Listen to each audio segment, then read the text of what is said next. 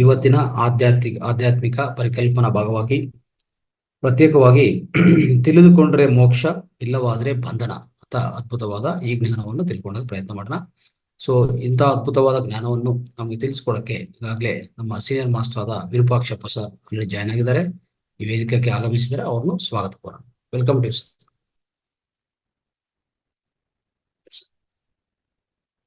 Over to sir.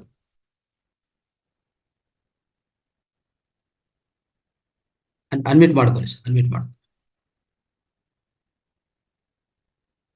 Good morning sir, thank you.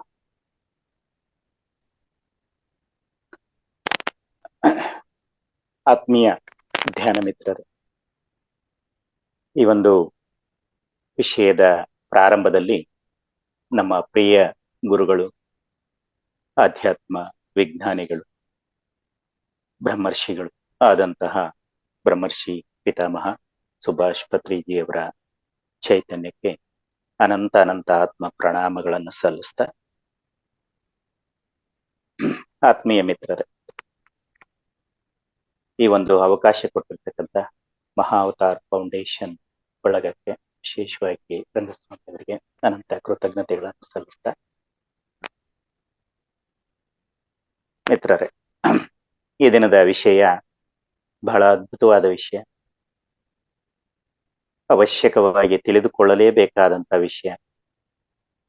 ಅದೇ ತಿಳಿದುಕೊಂಡರೆ ಮೋಕ್ಷ, ತಿಳಿಯದಿದ್ದರೆ ಬಂಧ. ಅಂದ್ರೆ ನಾವು ನಮ್ಮ ಜ್ಞಾನವನ್ನ ಈ ಒಂದು ಆಧ್ಯಾತ್ಮದ ವಿಷಯದಲ್ಲಿ ಸಂಪೂರ್ಣವಾಗಿ ಅರಿವಿಗೆ ತಂದುಕೊಂಡಾಗ ನಾವು ಮೋಕ್ಷವನ್ನ ಹೊಂದುತ್ತೇವೆ, ಇಲ್ಲದಿದ್ದರೆ ಬಂಧನದಲ್ಲಿ ಸಿಕ್ಕಿಕೊಳ್ಳುತ್ತೇವೆ. ಹಾಗಾದ್ರೆ ಇಲ್ಲಿ ಈ ಪದಗಳಲ್ಲಿ ಒಂದು 5 ನಿಮಿಷ ಅರ್ಥ ನೋಡ್ಕೊಳ್ಳೋಣ. ಏನಿದು ಮೋಕ್ಷ ಅಂದ್ರೆ? ಮೋಕ್ಷ ಅಂದ್ರೆ ಆಧ್ಯಾತ್ಮಿಕವಾಗಿ ವಿಶಾಲವಾದ ಅರ್ಥದಲ್ಲಿ ಹೇಳೋದಾದ್ರೆ ಹುಟ್ಟು ಸಾವುಗಳಿಂದ ಬಿಡುಗಡೆ. ಆದ್ರೆ ಸರಳವಾದ ಅರ್ಥದಲ್ಲಿ ಹೇಳೋದಾದ್ರೆ ದುಃಖದಿಂದ ಬಿಡುಗಡೆ, ಕಷ್ಟಗಳಿಂದ ಬಿಡುಗಡೆ, ಬಾಧೆಗಳಿಂದ ಬಿಡುಗಡೆ, ನೋವಿನಿಂದ ಬಿಡುಗಡೆ, ಹಿಂಸೆಯಿಂದ ಬಿಡುಗಡೆ. ಏನೆಲ್ಲ ನಾವು ಜೀವನದಲ್ಲಿ ಸದಾ ಕಷ್ಟ, ನೋವು, ಹಿಂಸೆ, ಬಾಧೆ, ಕಿರುಕುಳ ಇವುಗಳನ್ನ ಅನುಭವಿಸ್ತಾ ಇರ್ತೇವೆ, ಅದೇ ಬಂಧ. ಅದಕ್ಕೆಲ್ಲ ಕಾರಣ ಅಜ್ಞಾನ, ಅವಿದ್ಯೆ. ಹಾಗಾಗಿ ಈ ಅವಿದ್ಯೆಯನ್ನ ಹೋಗಲಾಡಿಸ್ಕೋಬೇಕು, ಅಜ್ಞಾನವನ್ನ ತೊಲಗಿಸ್ಬೇಕು, ನಮ್ಮಲ್ಲಿರುವಂತಹ ಎಲ್ಲ ರೀತಿಯ ದುಃಖದಿಂದ ಬಿಡುಗಡೆ ಆಗಬೇಕು ಅಂದ್ರೆ ತಿಳಿದುಕೊಳ್ಳಬೇಕು. ಏನನ್ನ ತಿಳ್ಕೋಬೇಕು? ಈ ಜ್ಞಾನವನ್ನ ತಿಳ್ಕೊ. ಅದನ್ನ ಗುರುಗಳಾದಂತ ಪತ್ರಿಜಿಯವರು ಬಹಳ ಸರಳವಾಗಿ ಎಲ್ಲರಿಗೂ ಅರ್ಥ ಆಗೋ ಹಾಗೆ ಅದ್ಭುತವಾಗಿ ಹೇಳಿದ್ದಾರೆ. ಅದನ್ನೇ ನಾನಿಲ್ಲಿ ನಿಮ್ಮ ಮುಂದೆ ಹಂಚಿಕೊಳ್ತೇನೆ.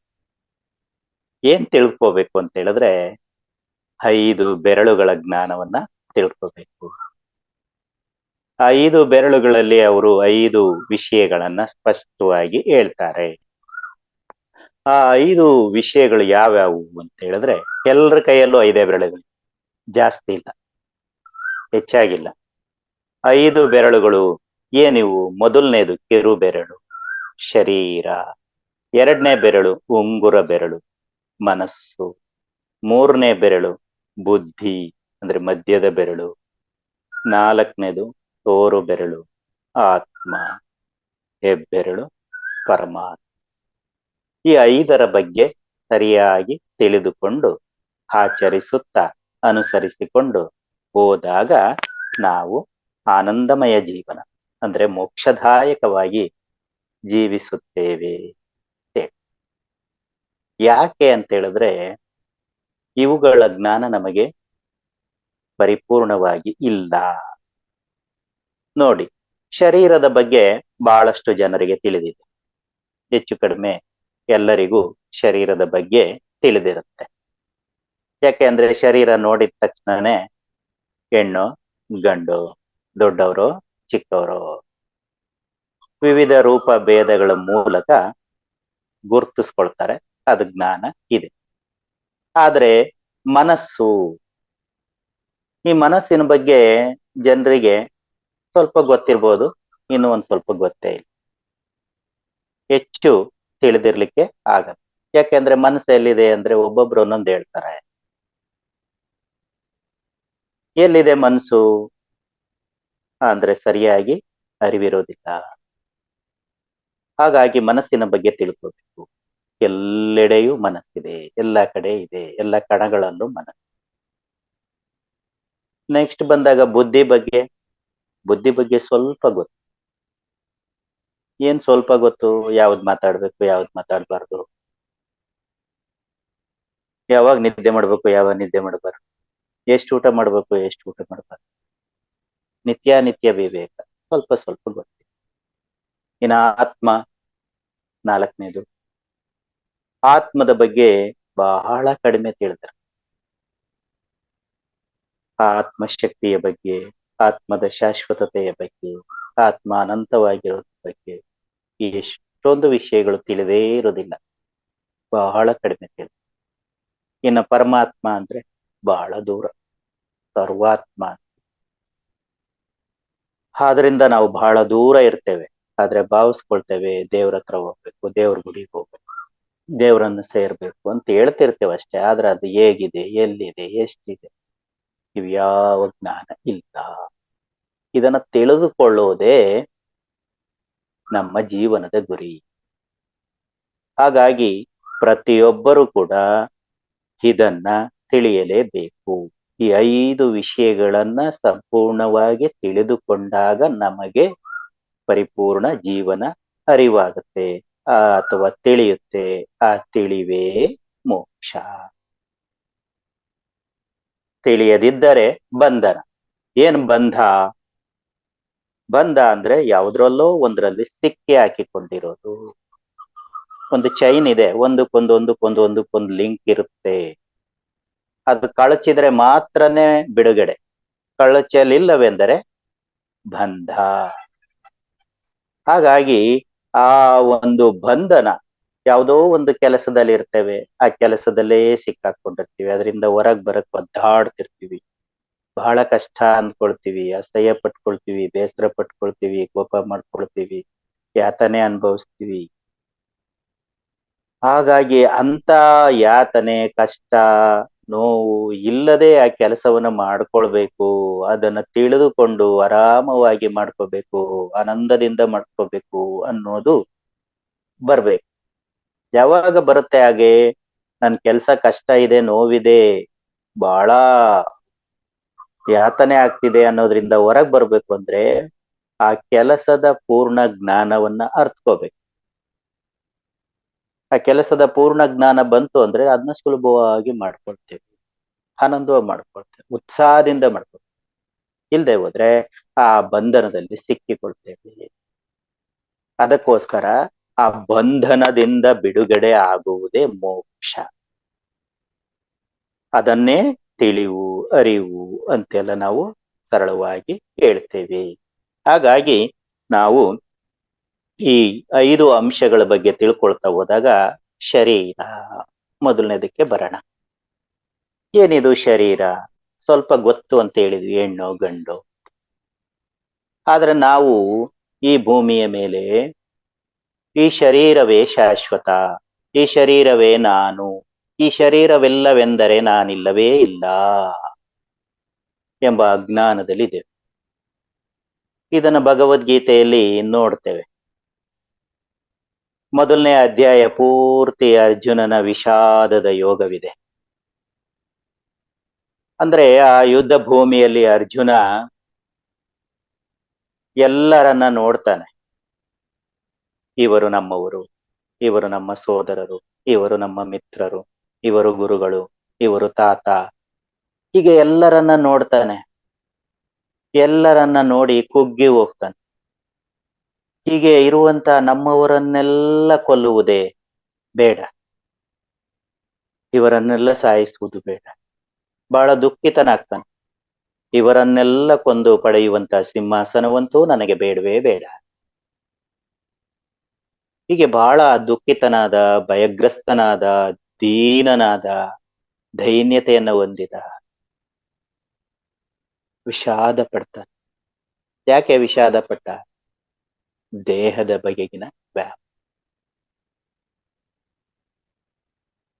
ಆಗ ಅಲ್ಲಿಯವರೆಗೂ ಎಲ್ಲ ವಿಚಾರಗಳನ್ನ ಅರ್ಜುನನಿಂದ ಕೇಳಿಸಿಕೊಂಡಂತ ಕೃಷ್ಣ ಪರಮಾತ್ಮರು ಮಾತಾಡ್ಲಿಕ್ಕೆ ಪ್ರಾರಂಭ ಮಾಡ್ತಾರೆ. ಅಲ್ಲಿವರೆಗೂ ಶ್ರೀಕೃಷ್ಣ ಪರಮಾತ್ಮ ಮಾತಾಡೋದು ಹೇಳ್ತಾರೆ. ಆಗ ಕೃಷ್ಣ ಪರಮಾತ್ಮ ಮೊದಲನೇದಾಗಿ ಮಾತಾಡ್ತಾರಂತ. ಏನಂತ? ಕ್ಲೈಭ್ಯಂ ಆಸ್ಮಗಮಃ ಪಾರ್ಥ ನೈ ತತ್ವ ಉಪಪದ್ಯತೆ ಕ್ಷುದ್ರಂ ಹೃದಯ ದೌರ್ಬಲ್ಯಂ ತ್ಯಕ್ತೋ ಉದ್ದಿಷ್ಟ ಪರಂತಪ. ಬಹಳ ಚೆನ್ನಾಗಿ ಹೇಳ್ತಾರೆ. ಕ್ಲೈಭ್ಯಂ ಆಸ್ಮಗಮಃ ಪಾರ್ಥ. ಓ ಪಾರ್ಥ, ಈ ದೀನತೆಯನ್ನ ಬಿಡು, ಈ ದೌರ್ಬಲ್ಯವನ್ನ ಬಿಡು, ಈ ದೈನ್ಯತೆಯನ್ನ, ಈ ಪ್ರಾರ್ಥನೆಯನ್ನ ಬಿಟ್ಟು ಬಿಡು.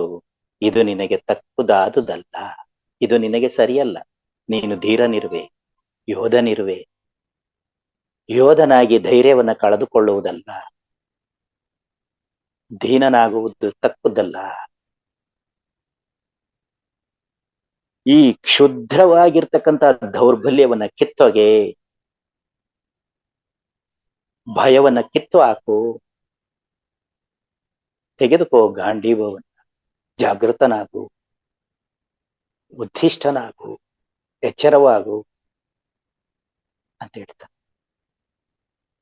ಅಂದ್ರೆ ನೀನು ದೈನ್ಯತೆಯನ್ನ ಬಿಡು, ದೌರ್ಬಲ್ಯವನ್ನ ಕಿತ್ತೋಗೆ, ದೀನತೆ ಅಧೀನತೆಯನ್ನು ತೆಗೆದು ಹಾಕು, ಅದು ನಿನಗೆ ತಕ್ಕುದಾದುದಲ್ಲ ಅಂತ ಹೇಳ್ತಾ ಅವನು ಹೇಳ್ತಾನೆ ಮುಂದುವರೆದು, ಅಥೋವಾ ಪ್ರಾಪ್ಯಸಿ ಸ್ವರ್ಗಂ ಜಿತ್ವಾ ವಾ ಭೋಕ್ಷ್ಯಸೆ ಮಹಿಮಾ ತಸ್ಮಾತ್ ಉತ್ತಿಷ್ಠ ಕಾಂತೇಯ ಯುದ್ಧಾಯ ಕೃತ ನಿಶ್ಚಯ.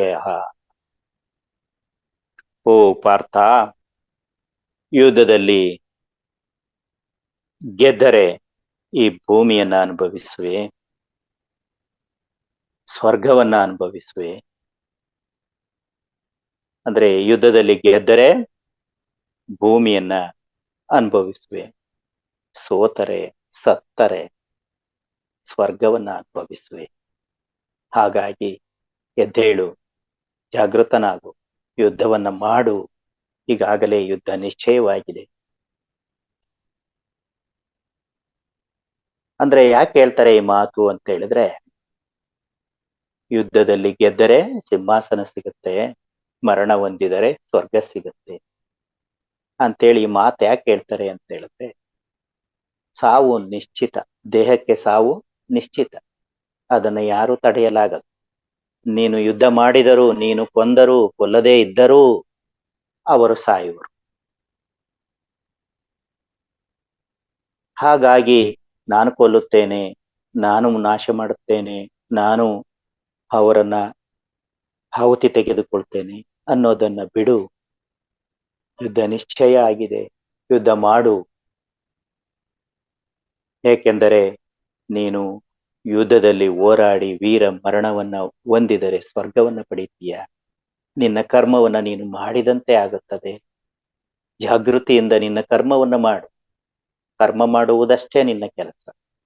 ಏನಾಗುತ್ತದೆ ಅನ್ನುವುದರ ಬಗ್ಗೆ ಭ್ರಮೆ ಬೇಡ, ಆ ಶರೀರದ ಭ್ರಮೆ ಬೇಡ. ಈ ಶರೀರ ಇವತ್ತಿರುತ್ತೆ, ನಾಳೆ ಹೋಗುತ್ತೆ. ಹಾಗಾಗಿ ಆ ಶರೀರದ ಬಗೆಗಿನ ಭ್ರಾಂತಿಯನ್ನ, ಆಸೆಯನ್ನ ಬಿಡು. ದೀನತೆಯಿಂದ, ಭಯದಿಂದ ಹೊರಗೆ ಬಾ, ಜಾಗೃತನಾಗು ಅಂತ ಹೇಳ್ತಾರೆ. ಯಾಕೆ ಅಂತ ಹೇಳಿದ್ರೆ, ಈ ಶರೀರಕ್ಕೆ ಬಹಳ ವ್ಯಾಪ. ಈ ಶರೀರದ ಜೀವನ ಕೇವಲ 4 ದಿನದ ಜೀವನ. ಈ ಭೂಮಿಯ ಮೇಲೆ ನಾವು ಶರೀರವನ್ನು ತೆಗೆದುಕೊಂಡಿರುವುದು ನಾವು ಕೇವಲ ನಮ್ಮ ಪಾತ್ರಗಳನ್ನ ನಿರ್ವಹಣೆ ಮಾಡಲಿಕ್ಕೆ, ನಾಟಕವಾಡಲಿಕ್ಕೆ. 4 ದಿನದ ಬದುಕು ಇದು.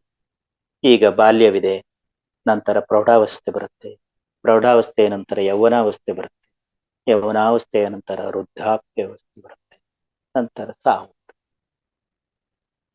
ಆ ಸಾವನ್ನ ನಾವು ರೋಗಗಳಿಂದ, ಕಷ್ಟಗಳಿಂದ, ಆತ್ಮಹತ್ಯೆಗಳಿಂದ ತೆಗೆದುಕೊಳ್ಳುವಂಥದ್ದಲ್ಲ. ಅದನ್ನೇ ನಾವು ಸಾಧಿಸಬೇಕಾಗಿಲ್ಲ.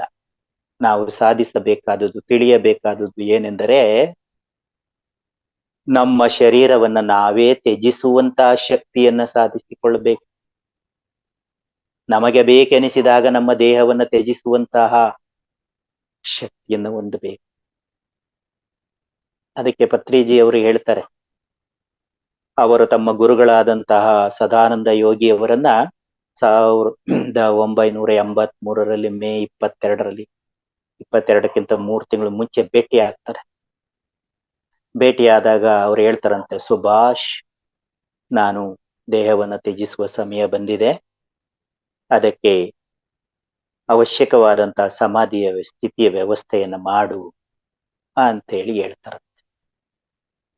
ಆಗ ಪತ್ರಿಜಿಯವರು ತಿಂಗಳ ಕಾಲ ಹಲವಾರು ಊರುಗಳನ್ನ, ಸ್ಥಳಗಳನ್ನ ಭೇಟಿ ಮಾಡಿ ಅವರ ಸಮಾಧಿ ವ್ಯವಸ್ಥೆಗೆ ಸರಿಯಾದಂತ ಸ್ಥಳವನ್ನ ಹುಡುಕಿ ಸಮಾಧಿಗೆ ಬೇಕಾದಂತ ವ್ಯವಸ್ಥೆಯನ್ನು ಮಾಡಿ ಆ ಗುರುಗಳ ಹತ್ತಿರ ಬಂದು ಹೇಳ್ತಾರೆ, ಸ್ವಾಮೀಜಿ, ನಿಮ್ಮ ಸಮಾಧಿಗೆ ಬೇಕಾದಂತ ವ್ಯವಸ್ಥೆ ಆಗಿದೆ, ತಾವು ಮುಂದುವರಿಬಹುದು ಅಂತ ಹೇಳ್ತಾರೆ. ಆಗ ಸದಾನಂದ ಯೋಗಿಯವರು ಅಲ್ಲಿ ಹೋಗಿ ಧ್ಯಾನಸ್ಥರಾಗಿ ದೇಹವನ್ನ ತ್ಯಜಿಸಿದರು. ಅಂತ ಶಕ್ತಿಯನ್ನು ನಾವು ಪಡಿಬೇಕು. ಅದು ಶರೀರದ ಸಾಧ್ಯ. ಅಂದ್ರೆ ನಾನು ಎಷ್ಟು ಕಾಲ ಬೇಕಾದರೂ ಬದುಕಬಲ್ಲೆ, ಶಾಶ್ವತವಾಗಿ ದೇಹದಲ್ಲೇ ಇರಬಲ್ಲೆ ಅನ್ನುವ ಅರಿವನ್ನ, ತಿಳಿವನ್ನ ಹೊಂದಬೇಕು. ರೋಗ ಬಂದಾಗ ಕುಗ್ಗಿ ಹೋಗೋದಿಲ್ಲ, ಅದನ್ನು ಜಯಿಸಬಲ್ಲೆ, ರೋಗವನ್ನು ನಿವಾರಿಸಿಕೊಳ್ಳಬಲ್ಲೆ, ನಾನು ದೇಹವನ್ನ ಶುದ್ಧವಾಗಿಟ್ಕೊಳ್ಬಲ್ಲೆ, ದೇಹವನ್ನ ಸ್ವಾಸ್ಥ್ಯದಿಂದ ಇಟ್ಕೊಳ್ಬಲ್ಲೆ, ಆ ಶಕ್ತಿ ನನ್ನಲ್ಲಿದೆ, ಅದು ನನ್ನಿಂದ ಸಾಧ್ಯ ಅನ್ನುವಂತಹ ತಿಳಿವನ್ನ ನಾವು ಹೊಂದಬೇಕು. ಹಾಗಾಗಿ ಆ ಶರೀರದ ಬಗೆಗಿನ ಜ್ಞಾನ, ತಿಳಿವು ಮತ್ತು ಅದರ ಬಗೆಗಿನ ಜಾಗೃತಿ ನಮ್ಮಲ್ಲಿ ಬಂದಾಗ ನಾವು ಆನಂದದ ಜೀವನ ನಡೆಸುತ್ತೇವೆ. ಅದಕ್ಕೆ ಹೇಳ್ತಾರೆ, ಹುಟ್ಟು ಸಾವುಗಳು ಈ ಶರೀರಕ್ಕೆ ಮಾತ್ರವಿದೆ, ಆತ್ಮಕ್ಕೆ ಸಾವಿಲ್ಲ ಅನ್ನುವಂಥ ಜ್ಞಾನವನ್ನು ನಾವು ಪಡೆದುಕೊಳ್ಬೇಕು. ಅದಕ್ಕೆ ಭಗವದ್ಗೀತೆ ಮತ್ತೊಂದು ಶ್ಲೋಕ ಬಹಳ ಚೆನ್ನಾಗಿ ಹೇಳುತ್ತೆ, ಪುನರಪಿ ಜನನಂ ಪುನರಪಿ ಮರಣಂ ಪುನರಪಿ ಜನನಿ ಜಠರೇ ಶಯನೆ ಇಹ ಸಂಸಾರೇ ಖಲು ದುಸ್ತರೆ ಕೃಪಯಾ ಪಾರೆ ಪಾಯಿ ಮುರಾರಿ. ಅಂದ್ರೆ ನಮ್ಮ ಜನನ ಮರಣ ಚಕ್ರಗಳಿಂದ ಬಿಡುಗಡೆಯಾಗುವಂತ ಶಕ್ತಿ ನಮ್ಮೊಳಗೆ ಇದೆ. ಅದಕ್ಕೆ ನಾವೇ ಜವಾಬ್ದಾರರು. ಅದನ್ನ ಬಿಟ್ಟು ನಾವು ಮುರಾರಿ ಕೃಪೆ ತೋರು, ನನ್ನನ್ನು ರಕ್ಷಿಸು, ನನ್ನನ್ನ ಉಳಿಸು ಅಂತೇಳಿ ಬೇಡೋದ್ರಿಂದ ಯಾವುದು ಕೂಡ ನಿವಾರಣೆ ಆಗೋದಿಲ್ಲ. ಹಾಗಾಗಿ ಆ ಜನನ ಮರಣ ಚಕ್ರಗಳು ಈ ಶರೀರಕ್ಕಿದೆ, ಆತ್ಮಕ್ಕೆ ಇಲ್ಲ ಅಂತ ಆತ್ಮಜ್ಞಾನವನ್ನ ಪಡ್ಕೋ, ಅದರಿಂದ ನೆಮ್ಮದಿಯಾಗಿರು, ಆನಂದವಾಗಿರು ಅಂತೇಳಿ ಇದರಲ್ಲಿ ಬಹಳ ಸ್ಪಷ್ಟವಾಗಿ ಹೇಳ್ತಾರೆ. ಆದ್ದರಿಂದ ದೇಹದ ಬಗ್ಗೆ, ಶರೀರದ ಬಗ್ಗೆ ನಾವು ಚೆನ್ನಾಗಿ ತಿಳ್ಕೋಬೇಕು. ಈ ದೇಹ ನಮಗೆ ಆತ್ಮದ ಆವಾಸ ಸ್ಥಾನಕ್ಕೆ ಬೇಕೇ ಬೇಕು. ಹಾಗಾಗಿ ದೇಹದ ಅವಶ್ಯಕತೆಗಳನ್ನ ಅರಿತು ದೇಹವನ್ನು ಸದೃಢವಾಗಿ, ಶಕ್ತಿಯುತವಾಗಿ, ಸ್ವಾಸ್ಥ್ಯದಿಂದ ಇಟ್ಟುಕೊಳ್ಳುವಂತ ಅರಿವು ಬಂದಾಗ ನಾವು ಆನಂದದಿಂದ ಜೀವಿಸ್ತೇವೆ. ಹಾಗೆ ನೆಕ್ಸ್ಟ್ ಸ್ಟೆಪ್ಪಿಗೆ ಬರ್ತಾರೆ. ಎರಡನೇದು ಮನಸ್ಸು. ಮನಸ್ಸು ಸದಾ ಗೊಂದಲದಾಯಕವಾದ, ಚಂಚಲವಾದ, ಒಂದು ಕ್ಷಣ ಇದ್ದಾಗ ಇನ್ನೊಂದು ಕ್ಷಣ ಇರೋದೇ ಇಲ್ಲ. ಸದಾ ಚಂಚಲ, ಸದಾ ಒಂದು ಕಡೆಯಿಂದ ಇನ್ನೊಂದು ಕಡೆಗೆ ಚಲಿಸ್ತಾ ಇರುತ್ತೆ. ಈ ಕೆಲಸ ಮಾಡ್ತಾ ಇರ್ತೀವಿ, ಆದ್ರೂ ಆ ಕೆಲಸದಲ್ಲೇ ಮನಸ್ಸಿರಲ್ಲ, ಮತ್ತೊಂದು ಕೆಲಸದ ಕಡೆ ಹೋಗಿರುತ್ತೆ, ಮತ್ತೊಂದು ಭಾವನೆ ಕಡೆ ಹೋಗಿರುತ್ತೆ, ಮತ್ತೊಂದು ಆಲೋಚನೆ ಕಡೆ ಹೋಗಿರುತ್ತೆ, ಮತ್ತೇನೋ ಬಯಸುತ್ತೆ. ಹೀಗೆ ಆ ಚಂಚಲವಾದಂತ ಮನಸ್ಸನ್ನ ನಾವು ಅರಿತುಕೊಳ್ಳಬೇಕು, ನಿಶ್ಚಲಗೊಳಿಸ್ಕೊಳ್ಬೇಕು, ನಿರ್ಮಲವಾಗಿಟ್ಕೋಬೇಕು, ಶೂನ್ಯ ಮಾಡ್ಕೋಬೇಕು. ಆ ಮನಸ್ಸನ್ನ ನಿಯಂತ್ರಣದಲ್ಲಿ ತೆಗೆದುಕೊಳ್ಳುವುದೇ ನಮ್ಮ ತಿಳಿವಾಗಬೇಕು, ಅರಿವಾಗಬೇಕು. ಗೊಂದಲವಾದ ಮನಸ್ಸನ್ನ ನಿಶ್ಚಲಗೊಳಿಸ್ತು, ನಿಯಂತ್ರಣಕ್ಕೆ ತೆಗೆದುಕೊಳ್ಳು. ಅದಕ್ಕೋಸ್ಕರ ಕಣ್ಣುಗಳನ್ನು ಮುಚ್ಕೋ, ಎಲ್ಲ ದೇಹದ ಅಂಗಾಂಗಗಳನ್ನ ಕಟ್ಕೋ, ಕೈ ಬೆರಳುಗಳನ್ನ ಸೇರಿಸ್ಕೋ, ಕಾಲುಗಳನ್ನ ಕಟ್ಕೋ, ಮನಸ್ಸನ್ನ ಅಂತರ್ಮುಖ ಮಾಡು, ಉಸಿರಿನ ಮೇಲೆ ಗಮನ ಕೊಡು ಅಂತೇಳಿ ಹೇಳ್ತಾರೆ. ಹಾಗಾಗಿ ಮನಸ್ಸನ್ನ ನಾವು ಶಾಂತಗೊಳಿಸ್ಕೋ, ನಿಶ್ಚಲಗೊಳಿಸ್ಕೋಬೇಕು. ಇಲ್ಲದೆ ಹೋದ್ರೆ ಗೊಂದಲದಲ್ಲಿಯೇ ಇರ್ತೇವೆ. ಯಾವುದೇ ನಿರ್ಧಾರ ಮಾಡಕ್ಕಾಗಲ್ಲ, ಯಾವುದೇ ಕೆಲಸವನ್ನ ಯಶಸ್ವಿಯಾಗಿ ಮಾಡಕ್ಕಾಗಲ್ಲ, ಯಾವುದೇ ಕೆಲಸವನ್ನ ಉತ್ಸಾಹದಿಂದ ಮಾಡ್ಲಿಕ್ಕಾಗಲ್ಲ. ಮನಸ್ಸಿಲ್ಲದ ಕೆಲಸ ಎಲ್ಲವೂ ವ್ಯರ್ಥವಾಗುತ್ತೆ. ಮನಸ್ಸಿಟ್ಟು ಮಾಡುವುದನ್ನು ತಿಳಿಬೇಕು. ಮನಸ್ಸಿಟ್ಟು ಮನಸ್ಫೂರ್ತಿಯಾಗಿ ತನ್ಮಯತೆಯಿಂದ ನಮ್ಮ ಕೆಲಸಗಳನ್ನ ಮಾಡಬೇಕು ಅಂದ್ರೆ ತಿಳಿವು ಬೇಕು. ಅದನ್ನ ತಿಳಿದ್ರೆ ನಾವು ಮೋಕ್ಷದ ಕಡೆಗೆ ಹೋಗ್ತೇವೆ, ಇಲ್ಲದೆ ಇದ್ರೆ ಇಲ್ಲ. ಜೊತೆಗೆ ನಮ್ಮ ಶರೀರ ಮನಸ್ಸಿನ ಅಧೀನದಲ್ಲಿರ್ತದೆ. ಮನಸ್ಸು ಹೇಳ್ದ ಹಾಗೆ ಕೇಳುತ್ತೆ. ಅಂತಹ ದೇಹವನ್ನ ಮನಸ್ಸು ನಿಯಂತ್ರಿಸುತ್ತದೆ. ಹಾಗಾಗಿ ಮನಸ್ಸನ್ನ ನಿಯಂತ್ರಿಸಿಕೊಂಡರೆ ದೇಹ ಸರಿಯಾಗಿರುತ್ತೆ ಅನ್ನುವಂತ ಅರಿವನ್ನು ಹೊಂದಬೇಕು. ಹಾಗಾಗಿ ಮನಸ್ಸನ್ನ ಸರಿಪಡಿಸಿಕೊಳ್ಳುವ ಸಾಧನೆ. ಆ ಮನಸ್ಸನ್ನ ಸರಿಪಡಿಸಿಕೊಳ್ಳೋದಿಕ್ಕೆ ಸತ್ಸಂಗ ಮಾಡಬೇಕು. ಸತ್ಸಂಗದಿಂದ ಮಾತ್ರ ಮನಸ್ಸು ಸರಿ ಹೋಗುತ್ತೆ. ಎಲ್ಲರ ಕಷ್ಟಗಳು ನಮ್ಮ ಕಷ್ಟಗಳೇ ಆಗಿವೆ. ನನಗೊಬ್ಬನಿಗೆ ಕಷ್ಟ ಇಲ್ಲ, ಎಲ್ರಿಗೂ ಕಷ್ಟಗಳಿವೆ. ಎಲ್ರಿಗೂ ಬಾಧೆ ಇದೆ, ನನಗೂ ಇದೆ, ನನಗೊಬ್ಬನಿಗೆ ಅಲ್ಲ ಅನ್ನುವಂತ ಅರಿವು, ತಿಳಿವು ಯಾವಾಗ ಬರುತ್ತೆ? ಸತ್ಸಂಗದಿಂದ ಬರುತ್ತೆ. ಆಗ ನಮ್ಮ ಕಷ್ಟ ಬೇರೆಯವರ ಕಷ್ಟದ ಮುಂದೆ ಏನೂ ಅಲ್ಲ ಅನ್ನುವಂತಹ ಭಾವನೆಯೊಂದಿಗೆ ಸುಲಭವಾಗಿ ನಾವು ಆ ಕಷ್ಟವನ್ನ ಆನಂದದಿಂದ ಸ್ವೀಕರಿಸ್ತೇವೆ, ಅನುಭವಿಸ್ತೇವೆ. ಅಂತಹ ಮನಸ್ಸಿನ ಬಗ್ಗೆ ನಾವು ತಿಳಿದುಕೊಂಡಾಗ ನಾವು ಉನ್ನತವಾದ ಜೀವನವನ್ನ ನಡೆಸ್ತೇವೆ. ಇನ್ನು ಬುದ್ಧಿ ಏನ್ ಮಾಡುತ್ತೆ ಅನ್ನೋದು ನಮಗೆ ಸ್ಪಷ್ಟವಾಗಿ ಗೊತ್ತಿರಲ್ಲ. ಅದು ಏನ್ ಮಾಡುತ್ತೆ ಅಂತ ಹೇಳಿದ್ರೆ, ನಿತ್ಯ ಅನಿತ್ಯಗಳ ಬಗ್ಗೆ ವಿವೇಕದಿಂದ ವಿಚಾರ ಮಾಡುತ್ತೆ. ಯಾವುದು ಒಳ್ಳೆಯದು, ಯಾವುದು ಕೆಟ್ಟದ್ದು, ಎಷ್ಟು ಮಾತಾಡ್ಬೇಕು, ಎಷ್ಟು ಮಾತಾಡಬಾರ್ದು, ಎಲ್ಲಿ ಹೇಗಿರ್ಬೇಕು, ಹೇಗಿರ್ಬಾರ್ದು, ಎಷ್ಟು ನಿದ್ದೆ ಮಾಡ್ಬೇಕು, ಎಷ್ಟು ನಿದ್ದೆ ಮಾಡಬಾರ್ದು, ಇಂಥ ಎಲ್ಲ ವಿಚಾರಗಳನ್ನ ನಮ್ಮ ಅರಿವಿಗೆ ತಂದು ಕೊಡುತ್ತೆ. ಬುದ್ಧಿ ಇಲ್ಲದೆ ದಡ್ಡರಾಗಿದ್ರೆ ಸುಮ್ನೆ ಮಾತಾಡ್ತಲೇ ಇರ್ತೇವೆ, ಸುಮ್ನೆ ಕೆಲಸ ಮಾಡ್ತಲೇ ಇರ್ತೇವೆ, ವ್ಯರ್ಥ ಹರಟೆಗಳಲ್ಲಿರ್ತೇವೆ, ವ್ಯರ್ಥವಾಗಿ ಸಮಯ ಹಾಳು ಮಾಡ್ತಲೇ ಇರ್ತೇವೆ, ಮಲ್ಕೊಂಡೇ ಇರ್ತೇವೆ. ಸೊ ಬುದ್ಧಿ ನಿತ್ಯ ಯಾವುದು, ಅನಿತ್ಯ ಯಾವುದು, ಸತ್ಯ ಯಾವುದು, ಸುಳ್ಳು ಯಾವುದು, ಶಾಶ್ವತ ಯಾವುದು, ಅಶಾಶ್ವತ ಯಾವುದು, ಉತ್ತಮ ಯಾವುದು, ಕನಿಷ್ಠ ಯಾವುದು, ಇವುಗಳ ಬಗ್ಗೆ ತಿಳಿವನ್ನ ಕೊಡ್ತದೆ. ಹಾಗಾಗಿ ಬುದ್ಧಿಯನ್ನ ಬೆಳೆಸ್ಕೋಬೇಕು, ಬುದ್ಧಿಯ ಅರಿವನ್ನ ಹೊಂದಬೇಕು. ಏನದು ಬುದ್ಧಿಯ ಅರಿವು, ಯಾಕೆ ಬರುತ್ತೆ ಅಂತ ಹೇಳಿದ್ರೆ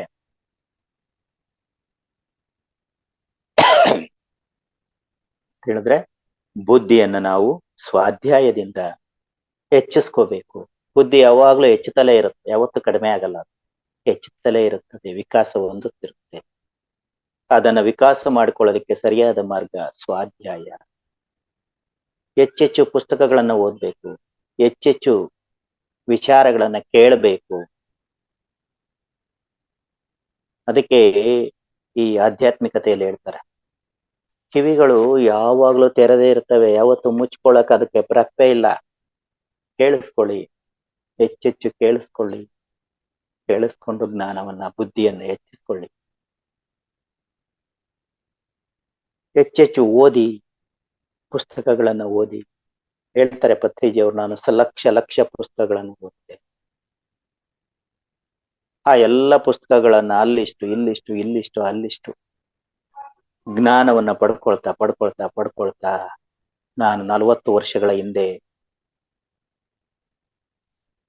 ಬುದ್ಧಿವಂತನಾದೆ, ಮೋಕ್ಷ ಪಡ್ಕೊಂಡೆ, ಪರಮಾತ್ಮ ಅದೆ ಅಂತ ಹೇಳ್ತಾರೆ. ಅಂದ್ರೆ ಅಷ್ಟು ಜ್ಞಾನ ಅವ್ರಿಗೆ ಹೇಗೆ ಬಂತು ಅಂದ್ರೆ ಸ್ವಾಧ್ಯಾಯದಿಂದ. ಹಾಗೆ ಬುದ್ಧಿಯನ್ನ ಹೆಚ್ಚಿಸ್ಕೊಳ್ಳಲಿಕ್ಕೆ ಓದ್ಬೇಕು, ತಿಳ್ಕೋಬೇಕು, ಹೇಳ್ಬೇಕು, ವಿಚಾರ ಮಾಡಿ. ಸೊ ಬುದ್ಧಿಯನ್ನ ವಿಕಾಸಗೊಳಿಸ್ಕೊ. ನೆಕ್ಸ್ಟ್ ಇನ್ನೊಂದು ಹೇಳ್ತಾರೆ, ಆತ್ಮ ತೋರುಬಿಡು. ನೀನು ಶರೀರ ಮಾತ್ರವಲ್ಲ, ಆತ್ಮ. ಆತ್ಮ ಅನಂತವಾದುದು, ಆತ್ಮ ಶಕ್ತಿಯುತವಾದುದು. ಆತ್ಮದ ಶಕ್ತಿಯಲ್ಲಿ ನಂಬಿಕೆ ಇಡು, ನೀನು ಏನನ್ನಾದರೂ ಸಾಧಿಸಬಲ್ಲೆ. ನಿನ್ನ ಆತ್ಮಶಕ್ತಿಯಲ್ಲಿ ನೀನು ನಂಬಿಕೆ ಇಡಬೇಕು. ಆತ್ಮ ಶಾಶ್ವತ, ಅಜೋ ನಿತ್ಯಯ ಅಂತ ಹೇಳ್ತಾರೆ. ಅಜೋ ನಿತ್ಯ ಅಂತ ಆತ್ಮದ ಬಗ್ಗೆ ನಾವು ಬಹಳಷ್ಟು ಚೆನ್ನಾಗಿ ಅರ್ಥ ಮಾಡಿಕೊಳ್ಬೇಕು. ಹೇಳ್ತಾರೆ, ನಾ ಜಾಯತೆ ಮ್ರಿಯತೆ ವಾ ಕದಾಚಿ ನಾಯಂ ಭೂತ್ವಾ ಭವಿತಾ ವಾ ನ ಭೂಯಃ ಅಜೋ ನಿತ್ಯಯ ಶಾಶ್ವತೋಯಂ ಪುರಾಣೋ ನ ಅನ್ಯತೆ ಅನ್ಯಮಾನೇ ಶರೀರೇ. ಅಂದ್ರೆ ಆತ್ಮ ಹುಟ್ಟುವುದೂ ಇಲ್ಲ, ಸಾಯುವುದೂ ಇಲ್ಲ. ಅದು ಶಾಶ್ವತವಾದುದು, ಅನಂತವಾದುದು, ಅನಂತ ಶಕ್ತಿದಾಯಕವಾದುದು, ಅದು ನಿತ್ಯವಾದುದು. ಅಂತ ನಿತ್ಯವಾದಂತ ಆತ್ಮಕ್ಕೆ ಭೂತವೂ ಇಲ್ಲ, ಭವಿಷ್ಯತ್ತೂ ಇಲ್ಲ, ಎಲ್ಲ ಕಾಲದಲ್ಲಿಯೂ ಇರುತ್ತದೆ. ಅದು ಸನಾತನವಾದುದು, ಅದು ಪರಮಾತ್ಮನಿಂದ ಬಂದಿರುವಂಥದ್ದು. ಆದ್ದರಿಂದ ಆತ್ಮದ ಬಗ್ಗೆ ನಾವು ತಿಳಿದುಕೊಳ್ಳಬೇಕು. ಆತ್ಮ ಅವಿನಾಶಿ, ಆತ್ಮ ಶಾಶ್ವತ, ಆತ್ಮಶಕ್ತಿ ಅನಂತ. ನೀನು ಆತ್ಮವೇ ಆಗಿದೀಯಾ, ಆತ್ಮದ ಚೈತನ್ಯವೇ ನೀನಾಗಿರುವೆ, ಆತ್ಮಶಕ್ತಿಯೇ ನೀನಾಗಿರು, ಆ ಪ್ರಜ್ಞೆಯೇ ನೀನಾಗಿರು. ಅಂದ್ರೆ ಆತ್ಮ ಅನ್ನೋದು ನಮ್ಮ ಒಳಗೆ ಚೈತನ್ಯದ ರೂಪದಲ್ಲಿ, ಪ್ರಜ್ಞೆಯ ರೂಪದಲ್ಲಿ, ಶಕ್ತಿಯ ರೂಪದಲ್ಲಿ ಇದೆ. ಅದು ಈ ದೇಹವನ್ನ ತೆಗೆದುಕೊಂಡು ಅನುಭವಗಳನ್ನ ಪಡೆದುಕೊಳ್ಳುತ್ತದೆ, ಜ್ಞಾನವನ್ನ ಪಡೆದುಕೊಳ್ಳುತ್ತದೆ. ಆದರೆ ಅದರ ಜ್ಞಾನ ಇಲ್ಲದೆ, ಅದರ ತಿಳಿವಿಲ್ಲದೆ ಈ ದೇಹ, ಈ ಮನಸ್ಸು, ಈ ಬುದ್ಧಿಯ ಬಂಧನಕ್ಕೆ ಒಳಗಾಗಿದೆ. ಆ ಬಂಧನಕ್ಕೆ ಒಳಗಾಗಿರುವಂತಹ ಆತ್ಮವನ್ನ ಬಿಡಿಸ್ಕೊಂಡು ಪರಮಾತ್ಮನಲ್ಲಿ ಸೇರಿಸಬೇಕು. ಅದೇ ಮೋಕ್ಷ, ಪರಮಾತ್ಮನಲ್ಲಿ ಹೋಗ್ಬೇಕು. ಹೇಳ್ತಾರೆ, ಇವು 4 ಇಹಲೋಕಕ್ಕೆ ಸಂಬಂಧಿಸಿರುವಂಥವು. ಇದು ಬೇರೆನೇ ಇದೆ, ಪರಲೋಕ, ಪರಮಾತ್ಮ. ಹಾಗಾಗಿ ಈ ಆತ್ಮವನ್ನ ಈ 3ರಿಂದ, ದೇಹ, ಮನಸ್ಸು, ಬುದ್ಧಿ, ಈ 3ರಿಂದ ಬಿಡುಗಡೆಗೊಳಿಸ್ಕೊಳ್ತಾ ಬರಬೇಕು.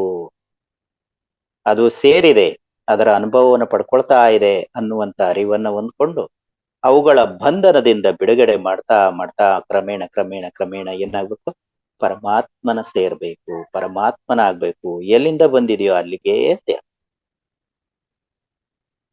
ಹೇಳ್ತಾರೆ ಪತ್ರಿ ಸರ್, ಈ ಶರೀರ ಯಾರಿಂದ ಬಂದಿದೆ? ತಂದೆ ತಾಯಿಯಿಂದ ಬಂದಿದೆ, ಅದನ್ನ ತಿಳ್ಕೋಬೇಕು. 2ನೇದು, ಮನಸ್ಸು ಸಮಾಜದಿಂದ ಬಂದಿದೆ. ಎಂತ ಸಮಾಜದಲ್ಲಿ ಇರ್ತೀಯೋ ಅಂತ ವ್ಯಕ್ತಿ ಆಗ್ತೀಯ. ಅಂದ್ರೆ ಹಿಂದೂ ಸಮಾಜದಲ್ಲಿದ್ರೆ ಹಿಂದೂ ಆಗ್ತೀಯಾ, ಮುಸ್ಲಿಂ ಸಮಾಜದಲ್ಲಿದ್ದೆ ಮುಸ್ಲಿಂ ಆಗ್ತೀಯಾ, ಕ್ರೈಸ್ತ ಸಮಾಜದಲ್ಲಿರ್ತೀಯ ಕ್ರೈಸ್ತರಂತೆ ವರ್ತನೆ ಮಾಡ್ತೀಯ, ನಾಸ್ತಿಕರಾಗಿದ್ರೆ ನಾಸ್ತಿಕರಂತೆ ವರ್ತನೆ ಮಾಡ್ತೀಯ, ಆಸ್ತಿಕರಾಗಿದ್ರೆ ಆಸ್ತಿಕ. ಹೀಗೆ ಬೇರೆ ಬೇರೆ ಬೇರೆ ಬೇರೆ ಯಾವ ರೀತಿ ಜನರಲ್ಲಿ ಇರ್ತೀಯ, ಯಾವ ರೀತಿ ಸಮಾಜದಲ್ಲಿ ಇರ್ತೀಯ, ಯಾವ ರೀತಿ ಕುಟುಂಬಗಳಲ್ಲಿ ಇರ್ತೀಯ, ಅಂತ ಮನಸ್ಸು ನಿಂದಾಗುತ್ತೆ. ಹಾಗಾಗಿ ಅವುಗಳೆಲ್ಲವುಗಳಿಂದ ಬಿಡುಗಡೆ ಆಗ್ತಾ ಬರ್ಬೇಕು, ಅಲ್ಲೇ ಬಂಧನದಲ್ಲಿರ್ಬಾರ್ದು. ಈ ಶರೀರದಲ್ಲಿ ನಾನು, ನಮ್ಮಪ್ಪ, ಅಮ್ಮ, ಅಜ್ಜ, ಅಜ್ಜಿ, ತಂದೆ, ತಾಯಿ, ಅಕ್ಕ, ತಂಗಿ ಇದರಲ್ಲೇ ಬಂಧನದಲ್ಲಿ ಇರಬಾರ್ದು, ಬಿಡುಗಡೆ ಆಗ್ತಾ ಬರ್ಬೇಕು.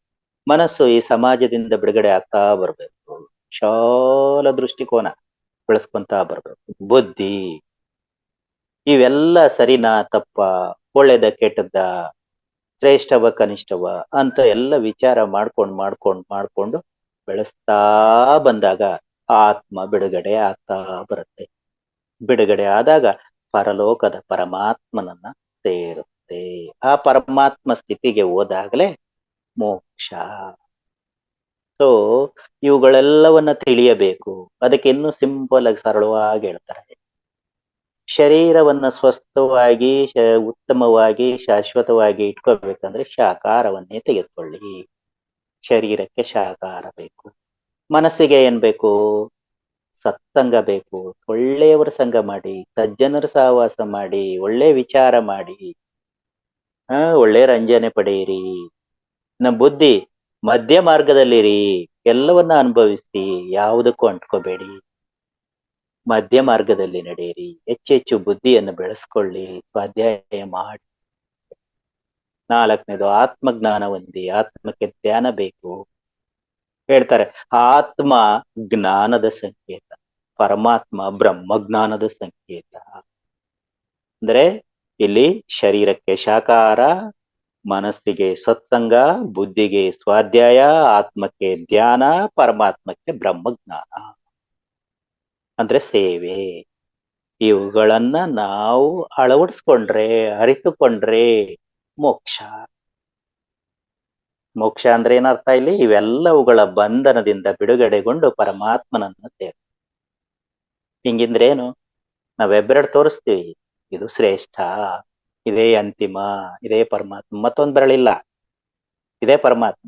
ಪರಮಾತ್ಮರಾಗ್ಬೇಕು. ಸೊ ಪರಮಾತ್ಮರಾಗೋದಾಗ ಮೋಕ್ಷ. ಹಾಗಾಗಿ ತಿಳಿವಿನೊಂದಿಗೆ ಬದುಕಬೇಕು. ತಿಳಿದಾಗಲೇ ಮೋಕ್ಷ, ತಿಳಿಯದಿದ್ದರೆ ಬಂಧನ. ಹಾಗಾಗಿ ನಾವು ಇವುಗಳ ಬಗ್ಗೆ ಬಹಳ ಬಹಳ ಅರ್ಥಪೂರ್ಣವಾಗಿ ತಿಳಿದುಕೊಂಡಾಗ, ವಾಸ್ತವದಲ್ಲಿ ಜೀವಿಸಿದಾಗ, ಅರಿವಿನೊಂದಿಗೆ ಜೀವಿಸಿದಾಗ ಕಷ್ಟಗಳಿಂದ ಬಿಡುಗಡೆ ಹೊಂದುತ್ತೇವೆ. ಅಂದ್ರೆ ನಾವಿಲ್ಲಿ ಇಷ್ಟೇನೆ, ಏನೇ ಕಷ್ಟ ಬರಲಿ ಸ್ವೀಕಾರ ಮನೋಭಾವ ಇರಬೇಕು. ಎಲ್ಲವನ್ನ ಆನಂದದಿಂದ ಸ್ವೀಕರಿಸ್ಬೇಕು. ಎಲ್ಲವನ್ನ ತಿಳಿದುಕೊಳ್ಳುವ ಭಾವನೆಯೊಂದಿಗೆ ಸ್ವೀಕರಿಸ್ಬೇಕು. ಯಾವತ್ತೂ ಅದಿಲ್ಲ ಇದಿಲ್ಲ, ಅವ್ರು ಹೆಂಗ್ ಮಾಡಿದ್ರು ಇವ್ರು ಹೆಂಗ್ ಮಾಡಿದ್ರು ಅನ್ನೋ ದೂರು ಬೇಡ, ಕಂಪ್ಲೇಂಟ್ ಬೇಡವೇ ಬೇಡ. ಕಂಪ್ಲೇಂಟ್ ಇರ್ಲಿಲ್ಲ ಅಂದ್ರೆ ನಾವು ಆನಂದವಾಗಿರ್ತೀವಿ. ಹಾಗೆ ಜಡ್ಜ್ಮೆಂಟ್ ಬೇಡ, ಅವ್ರಿಗೆ ಇವ್ರಿಗೆ, ಅವ್ರಿಷ್ಟೇ ಇವ್ರಿಷ್ಟೇ, ಆ ವಿಷಯ ಇಷ್ಟೇ, ಈ ವಿಷಯ ಇಷ್ಟೇ, ಅದಿಷ್ಟೇ ಇದಿಷ್ಟೇ. ಹೀಗೆ ಜಡ್ಜ್ಮೆಂಟ್ಗಳಿಂದ, ಕಂಪ್ಲೇಂಟ್ಗಳಿಂದ ದೂರ ಬಂದಿದ್ದೇ ಆದ್ರೆ, ಆ ದೂರ ಬರ್ಬೇಕು ಅಂದ್ರೆ ಈ ಅರಿವು ಬೇಕು. ಓ ನನ್ ಶರೀರ ಅಲ್ಲ, ನಾನೀ ಮನ್ಸಲ್ಲ, ನಾನು ಹಿಂದೂ ಇದ್ದೀನಿ, ನನಗೆ ಬೇರೆಯವ್ರ ಕಂಡ್ರೆ ಆಗಲ್ಲ. ಬೇಡ, ಎಲ್ಲರೂ ಒಂದೇ, ಆತ್ಮ ಒಂದೇ, ಎಲ್ಲರಲ್ಲಿರುವ ಆತ್ಮ ಒಂದೇ. ನಾನು ಆತ್ಮ, ಅವರು ಆತ್ಮ, ಎಲ್ಲರೂ ಆತ್ಮ ಸ್ವರೂಪರೇ ಅನ್ನುವಂತ ತಿಳಿವನ್ನ ನಾವು ಹೊಂದಿದಾಗ ಜ್ಞಾನಿಗಳಾಗ್ತೇವೆ. ಅಥವಾ ಮತ್ತೆ ಮುಂದುವರೆದು ಏನ್ ಹೇಳ್ತೀವಿ? ಬ್ರಹ್ಮಜ್ಞಾನಿಗಳಾಗ್ತೇವೆ. ನಾನು ದೇಹವಲ್ಲ ಆತ್ಮ ಅಂದ್ಕೊಂಡ್ರೆ ಅದು ಜ್ಞಾನ. ನಾನು ಆತ್ಮ, ಎಲ್ಲರೂ ಆತ್ಮ ಸ್ವರೂಪರೇ, ಸಕಲ ಜೀವಿಗಳು ಆತ್ಮ ಸ್ವರೂಪವೇ. ಹಂ ಕಲ್ವಿದಂ ಬ್ರಹ್ಮ ಮಮಾತ್ಮ ಸರ್ವಭೂತಾತ್ಮ ಅನ್ನುವಂಥದ್ದು ಬ್ರಹ್ಮಜ್ಞಾನ. ಆ ಬ್ರಹ್ಮಜ್ಞಾನ ಪಡೆದಾಗಲೇ ಮೋಕ್ಷ. ಅದನ್ನ ಸಾಧಿಸುವುದೇ ಪ್ರತಿಯೊಬ್ಬರ ಗುರಿ ಆಗ್ಬೇಕು. ಅದರ ತಿಳಿವೇ ಸಾಧನೆಗೆ ಸ್ಫೂರ್ತಿ. ಹಾಗಾಗಿ ತಿಳಿವಿನೊಂದಿಗೆ ಜೀವಿಸಿದರೆ ಮೋಕ್ಷ, ತಿಳಿವಿಲ್ಲದಿದ್ದರೆ, ತಿಳಿಯದಿದ್ದರೆ ಸದಾ ಬಂಧನದಲ್ಲೇ ಇರ್ತೇವೆ. ಮತ್ತೆ ಹುಡ್ತೇವೆ, ಮತ್ತೆ ಸಾಯ್ತೇವೆ, ಮತ್ತೆ ಕಷ್ಟ ಕಷ್ಟ ಕಷ್ಟ ಅಂತಲೇ ಜೀವಿಸ್ತೇವೆ. ಅದಕ್ಕೋಸ್ಕರ ಕಷ್ಟಗಳಿಂದ, ದುಃಖದಿಂದ ಹೊರಬರೋಣ, ತಿಳಿವಿನೊಂದಿಗೆ ಬದುಕೋಣ. ತಿಳಿವಿನೊಂದಿಗೆ ಮೋಕ್ಷ ಸಾಧಿಸುವ ಗುರಿಯ ಕಡೆ ಧ್ಯಾನ, ಸ್ವಾಧ್ಯಾಯ, ಸಜ್ಜನ ಸಾಂಗತ್ಯ ಆತ್ಮಜ್ಞಾನದೊಂದಿಗೆ ಮುನ್ನಡೆಯೋಣ ಅಂತೇಳಿ ಆಶಿಸ್ತಾ ಈ ಕೆಲವು ವಿಚಾರಗಳನ್ನ ತಿಳಿಸಿಕೊಡಲಿಕ್ಕೆ ಕಾರಣೀಭೂತರಾಗಿರುವಂತಹ ಬ್ರಹ್ಮರ್ಷಿ ಪಿತಾಮಹ ಪತ್ರಿಜಿ ಅವರಿಗೆ, ಅವಕಾಶ ಮಾಡಿಕೊಟ್ಟಂತಹ ರಂಗಸ್ವಾಮಿ ಮಾಸ್ಟರ್ ಅವರಿಗೆ, ಮಹಾವತಾರ್ ಫೌಂಡೇಶನ್ ಅವರಿಗೆ ಅನಂತ ಕೃತಜ್ಞತೆಗಳು. ಹಾಗೆ ಈ ವಿಷಯಗಳನ್ನ ಕೇಳಿಸಿಕೊಂಡಂತ ಎಲ್ಲ ಆತ್ಮ ಬಂಧುಗಳಿಗೆ, ಆತ್ಮ ಮಿತ್ರರಿಗೆ ಪೂರ್ವಕ ಧನ್ಯವಾದಗಳು. Thank you. Thank you sir, ತುಂಬಾ ಧನ್ಯವಾದಗಳು, ಹೃದಯಪೂರ್ವಕ ಧನ್ಯವಾದಗಳು. ಯಾಕಂದ್ರೆ ಅದ್ಭುತವಾದ ಜ್ಞಾನವನ್ನು ಇವತ್ತು ಪ್ರಾತಃ ಕಾಲದಲ್ಲಿ ವಿಧ ಕೋನಗಳಲ್ಲಿ ಇಂಥ ಅದ್ಭುತವಾದ ಜ್ಞಾನ ನೀವು ನೀಡಿದ್ದಕ್ಕೂ, ಸೊ ತುಂಬಾ ಅದ್ಭುತವಾದ ವಿಷಯಗಳು ಹೇಳ್ಬೇಕಂದ್ರೆ ಎಂತೋ ಆಳವಾದ ಈ ಜ್ಞಾನವನ್ನು ಸೊ ಸವಿವರವಾಗಿ ನೀವು ಹೇಳಿದ್ದಕ್ಕೂ ಮತ್ತೊಂದು ಸರಿ ಹೃದಯಪೂರ್ವಕ ಧನ್ಯವಾದಗಳು. ಸ್ನೇಹಿತರೆ, ಇಷ್ಟುವರೆಗೂ ನಾವು ಅದ್ಭುತವಾದ ಸತ್ಸಂಗ ನಡೆಸ್ಕೊಂಡಿದೀವಿ. ವಿರೂಪಾಕ್ಷ ಸಾರು ಇಷ್ಟುವರೆಗೂ ಅದ್ಭುತವಾದ ವಿಷಯಗಳು ತಿಳಿಸಿದ್ದಾರೆ. ಸೊ ನಿಮ್ಗೆ ಯಾವುದೇ ಸಂದೇಹಗಳಿದ್ರು ಇಲ್ಲ ನಿಮ್ಮ ಅನುಭವಗಳು ಹಂಚ್ಕೋಬೇಕಾದ್ರು ಖಂಡಿತವಾಗಿ ಅನುಭವ ಹಂಚ್ಕೋಬೇಕು. ಯಾವುದೇ ನಮ್ಗೆ ಏನ್ ಅನಿಸ್ತದೋ, ನಮ್ಮ ಒಳಗಡೆ ಏನ್ ಫೀಲ್ ಆಗ್ತೀವೋ, ಏನ್ ಅನಿಸ್ತದೋ ಅದು ಖಂಡಿತವಾಗಿ ಹಂಚ್ಕೊಳ್ಳಿ. ಓಕೆ, ದಯವಿಟ್ಟು ಈಗ ಅವಕಾಶ ಕೊಡ್ತೀವಿ. ಸೊ ಯಾರ್ಯಾರು ಕೈ ಎತ್ತಿರೋ ಅವರಿಗೆ ನಾವು ಅನ್ಮಿಟ್ ಮಾಡ್ತಾ ಹೋಗ್ತೀವಿ. ರೈಟ್, ಮೇಡಮ್ ಮಾತಾಡಿ. ನಮಸ್ಕಾರ ಗುರುಗಳೇ. ನಮಸ್ಕಾರ. ನಮಸ್ಕಾರ ಸರ್, ವಿರೂಪಾಕ್ಷ ಸರ್, ನಮಸ್ಕಾರ. ನಮಸ್ತೆ ಮೇಡಮ್, ನಮಸ್ತೆ. ಇಂದು ಮೊದಲನೇ ಅಧ್ಯಾಯ ಶ್ರೀಕೃಷ್ಣ ಮತ್ತು ಅರ್ಜುನನ ಸಂವಾದ ಅದ್ಭುತವಾಗಿತ್ತು. ಇದಕ್ಕೆ ಅಷ್ಟೊಂದು ಜ್ಞಾನ ಇದೆ. ಮೊದಲನೇ ಅಧ್ಯಾಯ ತಿಳ್ಕೊಂಡ ಒಳ್ಳೇದು, ಇಲ್ಲಾದ್ರೆ ಮರಣ ಅನ್ನುವಂತ ವಿಷಯ ಕೂಡ ಇಲ್ಲಿ ಗೊತ್ತಾಗತ್ತೆ. ನಿಜವಾಗೂ ಅದ್ರ ಜೊತೆಗೆ ಅರ್ಜುನ ಮತ್ತು ಕೃಷ್ಣರ ಸಂವಾದ ತನ್ನ ಸಂಬಂಧಿಕರು, ಆತ್ಮರು, ತಾತ ಮುತ್ತಾತ ಗುರುಗಳು ಅಂತ ಅದರಲ್ಲೇ ಆತನು ದುಃಖ ಪೀಡಿತನಾಗುತ್ತಾನೆ. ಅವಾಗ ಶ್ರೀಕೃಷ್ಣ ಪರಮಾತ್ಮರು ಹೇಳ್ತಾರೆ, ನೀನು ನನ್ನದು ನನ್ನದು ಅನ್ನುವಂಥದ್ದು ಬೇಡ, ಈಗ ನೀನು ಯುದ್ಧ ಭೂಮಿಯಲ್ಲಿ ಬಂದಿದೀಯ, ಯುದ್ಧವನ್ನು ಮಾಡು, ಯುದ್ಧದಲ್ಲಿ ಗೆದ್ರೆ ನಿನ್ಗೆ ಮೋಕ್ಷ, ಸೋತ್ರೆ ಸಾವು ಅನ್ನುವಂಥದ್ದನ್ನು ಕೂಡ ನೀನು ಹೇಳಿದೀಯ ಅಂತ ಶ್ರೀಕೃಷ್ಣ ಪರಮಾತ್ಮರು ಅರ್ಜುನನ ಮನಸ್ಸನ್ನ ಪ್ರಚೋದನೆಗೊಳಿಸಿ ಅವರನ್ನು ಯುದ್ಧ ಮಾಡ್ಲಿಕ್ಕೆ ಅನುವು ಮಾಡಿಕೊಡ್ತಾರೆ.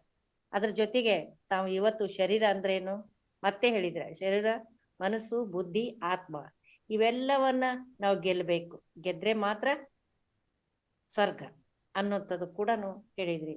ಈ ಜಗತ್ತಿನಿಂದ, ಈ ನಮ್ಮ ಆತ್ಮದಿಂದ, ಭ್ರಮೆಯಿಂದ ಪುನರಪಿ ಜನನಂ ಪುನರಪಿ ಮರಣಂ ನಮ್ಗೆ ಮಾನವನಿಗಿದ್ದಿದ್ದೆ. ಅದಕ್ಕ ನಾವೆಲ್ಲರೂ ಏನ್ ಮಾಡ್ಬೇಕಂದ್ರೆ ಯಾವತ್ತು ಈ ಸತ್ಸಂಗದಲ್ಲಿರ್ಬೇಕು, ಸ್ವಾಧ್ಯಾಯ ಮಾಡಬೇಕು ಮತ್ತು ಆತ್ಮ ನಿವಾಸಿಗಳಾಗಬೇಕು, ಶಾಖಾಹಾರಿಗಳಾಗಬೇಕು ಅನ್ನೋಂಥದ್ದು ಪತ್ರಿಜಿ ಗುರುಗಳ 4 ಇವು ಕೂಡ ತಾವು ಇವತ್ತು ಚೆನ್ನಾಗಿ ಹೇಳಿದ್ರಿ. ಇದಂದ್ರೇನು, ಕೊನೆಗೆ ತಾವು ಹೇಳಿದ್ದೇನೆಂದ್ರೆ ನಮ್ಗೆ ಇವು 4 ಅಂಶಗಳು ಇದ್ರೆ ಮಾತ್ರ ಬ್ರಹ್ಮಜ್ಞಾನ, ಮೋಕ್ಷ ಪಡಿಲಿಕ್ಕೆ ಸಾಧ್ಯತೆ. ಅಂದ್ರೆ ಇವತ್ತು ತಿಳಿದುಕೊಂಡ್ರೆ ಮಾತ್ರ, ಎಲ್ಲವನ್ನ ತಿಳಿದುಕೊಂಡ್ರೆ ಮಾತ್ರ ನಾವು ಮೋಕ್ಷ ಪಡಿಲಿಕ್ಕೆ ಸಾಧ್ಯತೆನೆ ಅಂತ ತಾವು ಒತ್ತಿ ಹೇಳಿದ್ರಿ. ಧ್ಯಾನ, ಸತ್ಸಂಗ ಬೇಕು, ಸ್ವಾಧ್ಯಾಯ ಬೇಕು ಅಂತ ಹೇಳಿದ್ರಿ ಅಂತ ನಾನು ಅಷ್ಟು ತಿಳ್ಕೊಂಡಿದ್ದೀನಿ ಗುರುಗಳೇ. ಮತ್ತು ಇದು ಇನ್ನು ನಾವು ಮೋಕ್ಷ ಪಡಿಬೇಕಾದ್ರೆ ಏನೇನು ಮಾಡಬೇಕು, ಒಳ್ಳೆಯ ದಾರಿಗೆ ಬರ್ಬೇಕಾದ್ರೆ ಇನ್ನು ಏನೇನು ಮಾಡ್ಬೇಕು ಗುರುಗಳೇ? ಇನ್ನು ಅಂದ್ರೆ ಆತ್ಮದ ಬಗ್ಗೆ ತಿಳ್ಕೊಬೇಕು ಮೇಡಮ್, ಆತ್ಮದ ಬಗ್ಗೆ ಕೇಳ್ಬೇಕು, ಆತ್ಮದ ಬಗ್ಗೆ ವಿಚಾರ ಮಾಡ್ಬೇಕು, ಆತ್ಮದ ಬಗ್ಗೆ ಚಿಂತನೆ ಮಾಡ್ಬೇಕು, ಆತ್ಮದ ಬಗ್ಗೆ ಧ್ಯಾನ ಮಾಡ್ಬೇಕು. ಅದೇ ಸರಿಯಾದ ವಿಚಾರ.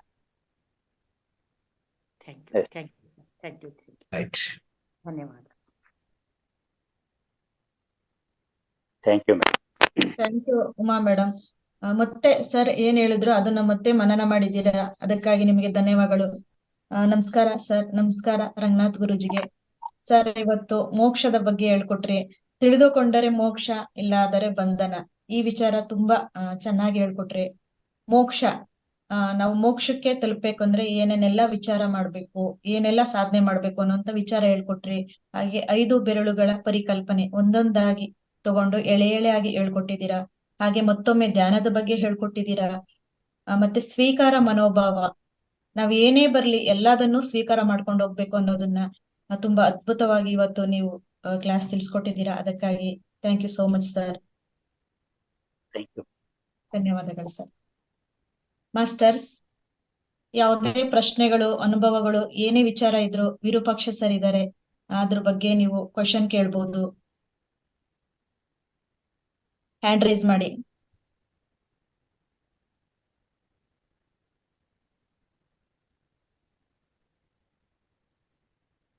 ವಿಜಯ್ ಮೇಡಮ್ ಅನ್ಮ್ಯೂಟ್ ಮಾಡಿ. ವಿಜಯ್ ಮೇಡಮ್ ಕೈ ಎತ್ತದೆ. Vijay Bhat sir hand raise ಮಾಡಿದಾರ? ಇಲ್ಲ, ಅವ್ರು ಹ್ಯಾಂಡ್ ರೈಸ್ ಮಾಡಿಲ್ಲ, ಕೈ ಎತ್ತಾ ಇದ್ರು. ಸೊ ಜಸ್ಟ್ ಅನ್ಮ್ಯೂಟ್ ಮಾಡಿ. ಹಾ, ವಿಜಯ್ ಭಟ್ ಮೇಡಮ್ ಅನ್ಮ್ಯೂಟ್ ಮಾಡಿ.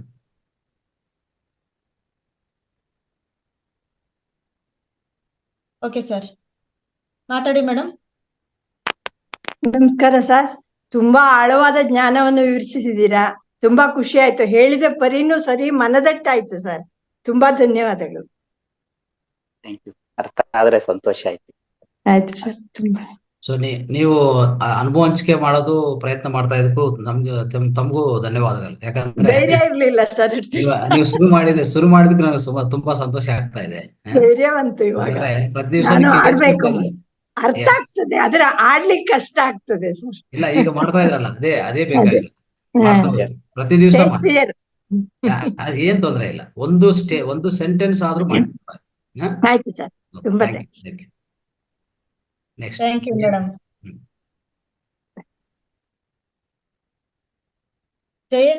ಜಯಂತಿ ಅಂಬಿಗಾರ್ ಮೇಡಮ್ ಮಾತಾಡಿ. ಅನ್ಮ್ಯೂಟ್ ಮಾಡಿ. ಓಕೆ. ನಮಸ್ತೆ ನಮಸ್ತೆ ಮೇಡಮ್. ವಿರೂಪಾಕ್ಷ ಸರ್. ನಮಸ್ತೆ ನಮಸ್ತೆ. ಸರ್.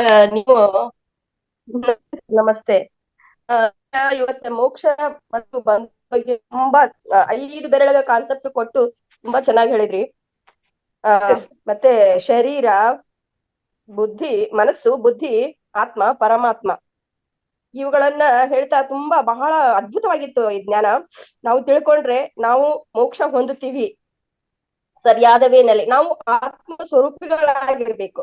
ಎಲ್ಲರೂ ಆತ್ಮ ಸ್ವರೂಪಿಗಳ. ನಾವು ಆತ್ಮ ಅಂದ್ಮೇಲೆ ಎಲ್ರು ಇದ್ರಲ್ಲಿ ಇರ್ತಕ್ಕಂತಹ ವಿಶ್ವದಲ್ಲಿ ಇರ್ತಕ್ಕಂತಹ ಎಲ್ಲಾ ಜೀವಿಗಳು ಕೂಡ ಆತ್ಮ ಸ್ವರೂಪಿಗಳೇ ಅಂತ ನಾವು ಪರಿಗಣಿಸಿದ್ರೆ ನಾವು ಪರಮಾತ್ಮನ ಆಗ್ತೀವಿ ಅಂತ ಅನ್ನೋದನ್ನ ನೀವು ಬಹಳ ಚೆನ್ನಾಗಿ ಹೇಳಿದ್ರಿ. ನಿಜವಾಗ್ಲೂ ನಾವು ಇದನ್ನ ತಿಳ್ಕೊಂಡ್ರೆ ನಾವು ಏನ್ ತಿಳ್ಕೊಂತ ಬಂದಿದ್ವಿ ಅಜ್ಞಾನದಲ್ಲಿ, ನಾವು ನಾನ್ ಶರೀರ, ಈ ಶರೀರಕ್ಕೆ ನಾವು ಏನೇನೋ ಶೃಂಗಾರಗಳನ್ನ ಮಾಡ್ಕೊಳ್ತೀವಿ, ಏನೇನೋ ಧರಿಸ್ತೀವಿ, ಏನೇನೋ ಮಾಡ್ಕೊಳ್ತೀವಿ. ಆದ್ರೆ ಇದು ಆತ್ಮ ಅಂತ ನಾವು ಯಾವಾಗ ಜ್ಞಾನಕ್ಕೆ ಬಂದ್ಮೇಲೆ ನಾವು ಆತ್ಮ ಅಂತ ನಾವು ತಿಳ್ಕೊಂಡ್ವಿ. ನಮ್ಮ ಹಾಗೆ ಎಲ್ರು ಆತ್ಮ ಸ್ವರೂಪಗಳೇ.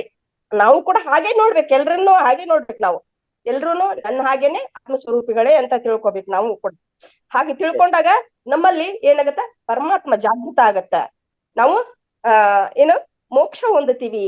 ಈ ಎಲ್ಲಾ ಭವಬಂಧನಗಳಿಂದ ನಾವು ಮೋಕ್ಷ ಹೊಂದಿ ಪರಮಾತ್ಮನಾಗ್ತೀವಿ. ಬ್ರಹ್ಮಜ್ಞಾನ ಮತ್ತೆ ಬ್ರಹ್ಮಜ್ಞಾನಗಳ ಬಗ್ಗೆ ಬಹಳ ಬಹಳ ಚೆನ್ನಾಗಿ ಹೇಳಿಕೊಟ್ರಿ ನೀವು ಸರ. ಅದ್ಭುತವಾಗಿತ್ತು ನಿಮ್ಮ ಜ್ಞಾನ. ತುಂಬಾ ಧನ್ಯವಾದಗಳು ಸರ. Yes madam. ಈ ಅರಿವು ನಮ್ಗೆ ಬಂದ್ರೆ ಇಲ್ಲಿಯೇ ಮೋಕ್ಷ, ಬೇರೆಲ್ಲೋ ಇದೆ ಅನ್ನೋದನ್ನು ಮರಿತೀವಿ.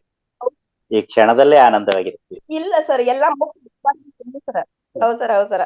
ಸ್ವರ್ಗ ನರಕ ಇರೋದು ಇಲ್ಲೇ, ಎಲ್ಲೂ ಇಲ್ಲ ಸರ. ಹೌದು. ಎಲ್ಲ ಇದೆ ಸರ. ಅದೇ ನಾವು ದುಃಖದಲ್ಲಿ ಇದ್ದಾಗ ಅದು ನರಕ ಆಗತ್ತೆ, ಖುಷಿಯಾಗಿದ್ದಾಗ ಅದು ಸ್ವರ್ಗ ಆಗತ್ತೆ. ಇಷ್ಟೇ ವ್ಯತ್ಯಾಸ ಸರ, ಬೇರೆ ಏನಿಲ್ಲ. ನಾವು ಖುಷಿಯಾಗಿರ್ಬೇಕು. ಯಾವಾಗ ನಮ್ಮಲ್ಲಿ ಆತ್ಮಜ್ಞಾನ ಬರುತ್ತೋ ಆವಾಗ ನಮ್ಗೆ ಯಾವಾಗ್ಲೂ ಖುಷಿಯಾಗೇ ಇರ್ತೀವಿ, ಸಂತೋಷದಿಂದಾನೇ ಇರ್ತೀವಿ. ನಾವು ಆತ್ಮಜ್ಞಾನಿಗಳು ಆಗಿಲ್ಲ ಅಂತಂದ್ರೆ ನಾವು ದುಃಖದಲ್ಲೇ ಇರ್ತೀವಿ, ಅದು ನರಕನೇ ಆಗತ್ತೆ. ಇಷ್ಟು ನಮ್ಗ ಅರಿವು ಇರ್ಬೇಕು ಯಾವಾಗ್ಲೂ ನಮಗೆ. ಆ ಅರಿವಿನಲ್ಲಿ ಇದ್ದಾಗ ನಾವು ಚೆನ್ನಾಗಿರ್ತೀವಿ, ಬೇರೆಯವ್ರನ್ನು ಚೆನ್ನಾಗಿರ್ತೀವಿ, ನಮ್ಮ ಪರಿಸರ ಎಲ್ಲಾನು ಚೆನ್ನಾಗೇ ಇರ್ತೀವಿ ನಾವು. ಹೌದ್ ಸರ. ಅದನ್ನೇ ಶಿವರುದ್ರಪ್ಪ ಅವ್ರು ಹೇಳಿರೋದು, ಇಲ್ಲಿದೆ ನಂದನ, ಹೌದ್ ಸರ. ಎಲ್ಲಾ ಇವೆ ನಮ್ಮೊಳಗೆ. ಎಸ್ ಹೌದ್ ಸರ, ಅದು ಸತ್ಯ ಸರ. ಧನ್ಯವಾದಗಳು ಮೇಡಮ್. ತುಂಬಾ ಅದ್ಭುತವಾಗಿ ನಿಮ್ಮ ಅನುಭವ ಹಂಚಿಕೆ ಮಾಡ್ಕೊಂಡಿದ್ದೀರಾ. Thank you Lakshmidevi madam.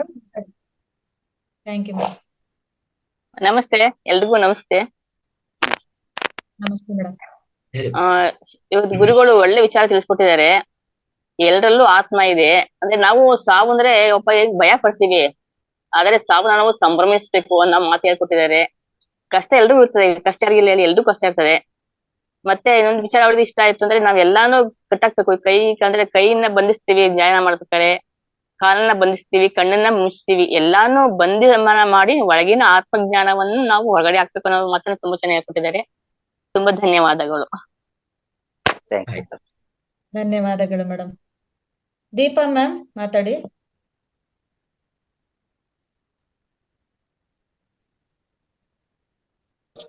ನಮಸ್ತೆ ಗುರುಜಿ. ನಮಸ್ತೆ ಮೇಡಮ್. ನಮಸ್ತೆ ಮೇಡಮ್.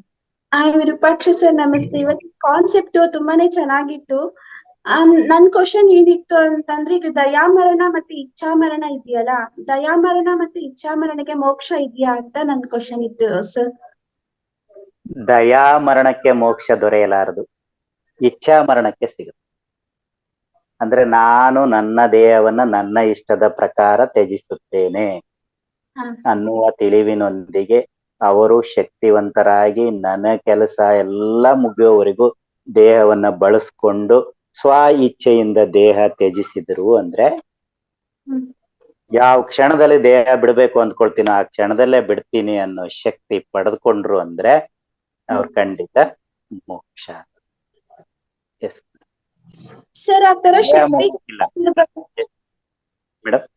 ಈಗ ಇಚ್ಛಾಮರಣ ಅಂತ ಹೇಳ್ತಾರಲ್ಲ ಸರ್, ಇಚ್ಛಾಮರಣ ಅಷ್ಟೊಂದು ಪ್ರಬಲವಾಗಿ ಆಗ್ಲಿಕ್ಕೆ ಏನ್ ಕಾರಣ? ಆತರ ನಾವ್ ಯಾವತ್ತು ಇಂಥ ದಿನನೇ ಈಗ ಭೀಷ್ಮಾಚಾರ್ಯರು ಶಯ ಮೇಲೆ ಮಲ್ಕೊಂಡಿರ್ತಾರಲ್ಲ, ಇಂಥ ದಿನನೇ ನಾನು ಸಾವನ್ನ ಅನ್ಭವಿಸ್ಬೇಕು ಅಂತ ಅನ್ಕೊಂಡಿರ್ತಾರಲ್ಲ, ಆತರ ಇಚ್ಛಾಮರಣ ಆಗ್ಬೇಕು ಅಂತಂದ್ರೆ ಆತರ ಏನ್ ಮಾಡಿರ್ತಾರೆ ಅವರು? ಅದಕ್ಕೆ ಕಾರಣ ಏನು ಅಂತ ತಿಳ್ಕೊಬೇಕಾಗಿತ್ತು ಸರ್. ಅದೇ ಮೇಡಮ್, ಸಾಧನೆ ಅದನ್ನೇ ಆತ್ಮಜ್ಞಾನ ಅಂತ ಹೇಳ್ತೀವಿ. ಅಂದ್ರೆ ಆತ್ಮಜ್ಞಾನ ಪಡೆಯಲಿಕ್ಕೆ ಬೇಕಾದಂತ ಧ್ಯಾನವನ್ನ ಮಾಡ್ತಾ ಮಾಡ್ತಾ ನಾವು ಈ ಶರೀರದ ಮೇಲಿನ ವ್ಯಾಮೋಹವನ್ನ ಬಿಡ್ತಾ ಹೆಚ್ಚೆಚ್ಚು ಆ ಕಾಸ್ಮಿಕ್ ಎನರ್ಜಿಯೊಂದಿಗೆ ಇದ್ದಾಗ, ಮನಸ್ಸು ನಿರ್ಮಲವಾಗಿ ಶೂನ್ಯದಲ್ಲಿ ಇದ್ದಾಗ ಈ ದೇಹವನ್ನ ಎಷ್ಟು ಕಾಲ ಬೇಕಾದರೂ ಇಟ್ಕೊಳ್ಬಹುದು, ನನಗೆ ಇಷ್ಟ ಆಗೋವರೆಗೂ ಇಟ್ಕೋಬಹುದು. ಅದು ಅವರ ಆತ್ಮಶಕ್ತಿಯ ಸಾಧನೆ, ಆತ್ಮಶಕ್ತಿಯಲ್ಲಿನ ನಂಬಿಕೆ.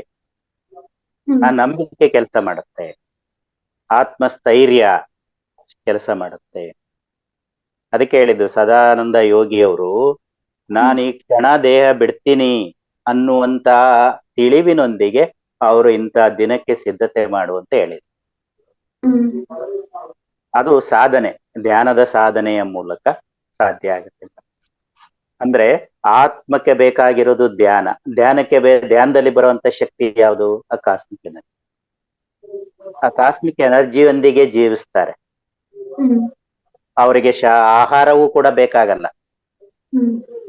ನಾವು ಇಲ್ಲಿ ಆ ತಿಳಿವಿಲ್ದೇ ಇರೋದ್ರಿಂದ ಶಾಕಾಹಾರ ಬೇಕು ಅಂತೆಲ್ಲಾದ್ರೂ ಹೇಳ್ತೀವಿ. ಆದ್ರೆ ಆ ಧ್ಯಾನಿಗಳು ಅಥವಾ ಸಾಧಕರು, ಸಿದ್ಧರು, ಮಹಾಪುರುಷರು ಆ ದೇಹವನ್ನ ತಮ್ಮ ಹತೋಟಿಗೆ ತೆಗೆದುಕೊಂಡಿರ್ತಾರೆ. ಅಂದ್ರೆ ದೇಹವನ್ನ ತಮಗೆ ಹೇಗೆ ಬೇಕೋ ಹಾಗೆ ಇಟ್ಕೊಳ್ತಕ್ಕಂತ ಶಕ್ತಿಯನ್ನ ಆ ಧ್ಯಾನದಿಂದ ಪಡ್ಕೊಳ್ತಾರೆ. ಭೀಷ್ಮರು ಅಷ್ಟೇ, ನೀವ್ ಹೇಳ್ದ ಹಾಗೆ ಅವರು ತಮ್ಮ ಯಾವ ಕಾಲದು ಭೀಷ್ಮರು ಅಂತನ ಏನ ಹೇಳ್ತಾರೆ, ಇಚ್ಛಾಮರಣ ಅಲ್ವಾ ಸರ್? ಅದು ಇಚ್ಛಾಮರಣ. ನಾನು ಈ ಋತುವಿನಲ್ಲೇ ದೇಹವನ್ನ ತ್ಯಜಿಸ್ಬೇಕು ಅಂತ ಹೇಳಿ ಅವರು ನಿರ್ಧಾರ ಮಾಡಿರ್ತಾರೆ. ಆಗ ನಿರ್ಧಾರ ಮಾಡಿರ್ತಕ್ಕಂತ ಅವರು ಶರಶಯ್ಯೆಯ ಮೇಲೆ ಮಲಗಿದ್ರು ಕೂಡ, ಬಾಣಗಳ ಮೇಲೆ ಮಲಗಿದ್ರು ಕೂಡ, ರಕ್ತ ಸುರಿತಾ ಇದ್ರು ಕೂಡ ಅವರು ಪಾಂಡವರಿಗೆ ಬೋಧನೆ ಮಾಡಿದ್ರು. ಬೋಧನೆ ಮಾಡಿ ಆ ಕಾಲ ಬಂದಾಗ ಅವರು ತಮ್ಮ ದೇಹವನ್ನ ತ್ಯಜಿಸಿದರು. ಅದಕ್ಕೆ ಹೇಳೋದು ಭೀಷ್ಮ ಪಿತಾಮಹ ಅಂತ ಅವರು. ಅಷ್ಟು ಶಕ್ತಿಯನ್ನ ಅವರು ಸಾಧಿಸಿದ್ರು. ಆದ್ರೆ ಆ ಶಕ್ತಿಯನ್ನ ಸಾಧಿಸಿರುವ ಅರಿವು ಕೆಲ ಕಾಲ ಕೌರವರ ಜೊತೆಯಲ್ಲಿ ಇರೋವಾಗ ಆ ಅರಿವನ್ನ ಸಂಪೂರ್ಣವಾಗಿ ಅಳವಡಿಸ್ಕೊಳ್ಳಿಕ್ಕಾಗ್ಲಿಲ್ಲ. ಅದಕ್ಕೋಸ್ಕರ ಅವರು ಕೌರವರ ಕಡೆ ಇದ್ದು ಕೌರವರ ಕಡೆಗಾಗಿ ಯುದ್ಧ ಮಾಡ್ತಾರೆ. ಅಲ್ಲಿವರೆಗೂ ಆ ಕೌರವರ ಋಣ ಅವರ ಅನ್ನದ ಋಣ ಅವರನ್ನ ಬಾಧಿಸ್ತಾ ಇತ್ತು. ಅದಕ್ಕೋಸ್ಕರ ಅವರ ಕರ್ಮ ಮಾಡಿದ್ರು. ಕೊನೆಗೆಲ್ಲವನ್ನ ಬಿಟ್ಟು ಆ ಯುದ್ಧ ಭೂಮಿಯಲ್ಲಿ ಶರಶೈಯಲ್ಲಿ ಮಲಗಿದಾಗ, ಆ ನೋವುಗಳನ್ನ ಅನುಭವಿಸ್ತಾ ಬಂದಾಗ, ಪಾಂಡವರ ಜೊತೆ ಸತ್ಸಂಗ ಮಾಡಿದಾಗ, ಧರ್ಮಿಷ್ಠರ ಜೊತೆ ಸತ್ಸಂಗ ಮಾಡಿದಾಗ ಅವರ ಧರ್ಮದ ಬೋಧನೆ ಬಂತು. ಆನಂದವಾಗಿ ಬೋಧನೆ ಮಾಡಿದ್ರು, ಕಷ್ಟ ಇದ್ರು ಕೂಡ. ಅವ್ರ ಆ ಋತು ಬಂದಾಗ ಅವರು ತಮ್ಮಿಷ್ಟದಂತೆ ಇಚ್ಛಾ ಮರಣವನ್ನ ಹೊಂದಿದರು. ಅದು ಅವರ ಶಕ್ತಿ. ಎಲ್ರಿಗೂ ಸಾಧ್ಯ ಇಲ್ಲ. ಯಾರು ಆ ಸಾಧನೆ ಮಾಡ್ತಾರೆ, ಆ ಸಾಧನೆಯಿಂದ ಮಾತ್ರವೇ ಸಾಧ್ಯ. ಆದ್ರೆ ಒಬ್ರಿಗಾಗಿದೆ ಅಂದ್ರೆ ಎಲ್ರಿಗೂ ಸಾಧ್ಯ. ಅದು ಪ್ರಯತ್ನ ಬೇಕು, ಆ ಕಳಕಳಿ ಬೇಕು. S madam. ಓಕೆ ಸರ್, ಅದು ಪ್ರಯತ್ನ ಅಂತೂ ಮಾಡೋಣ. ಸಿಕ್ತು ಸರ್, ನಂಗೆ ಉತ್ತರ ಸಿಕ್ತು.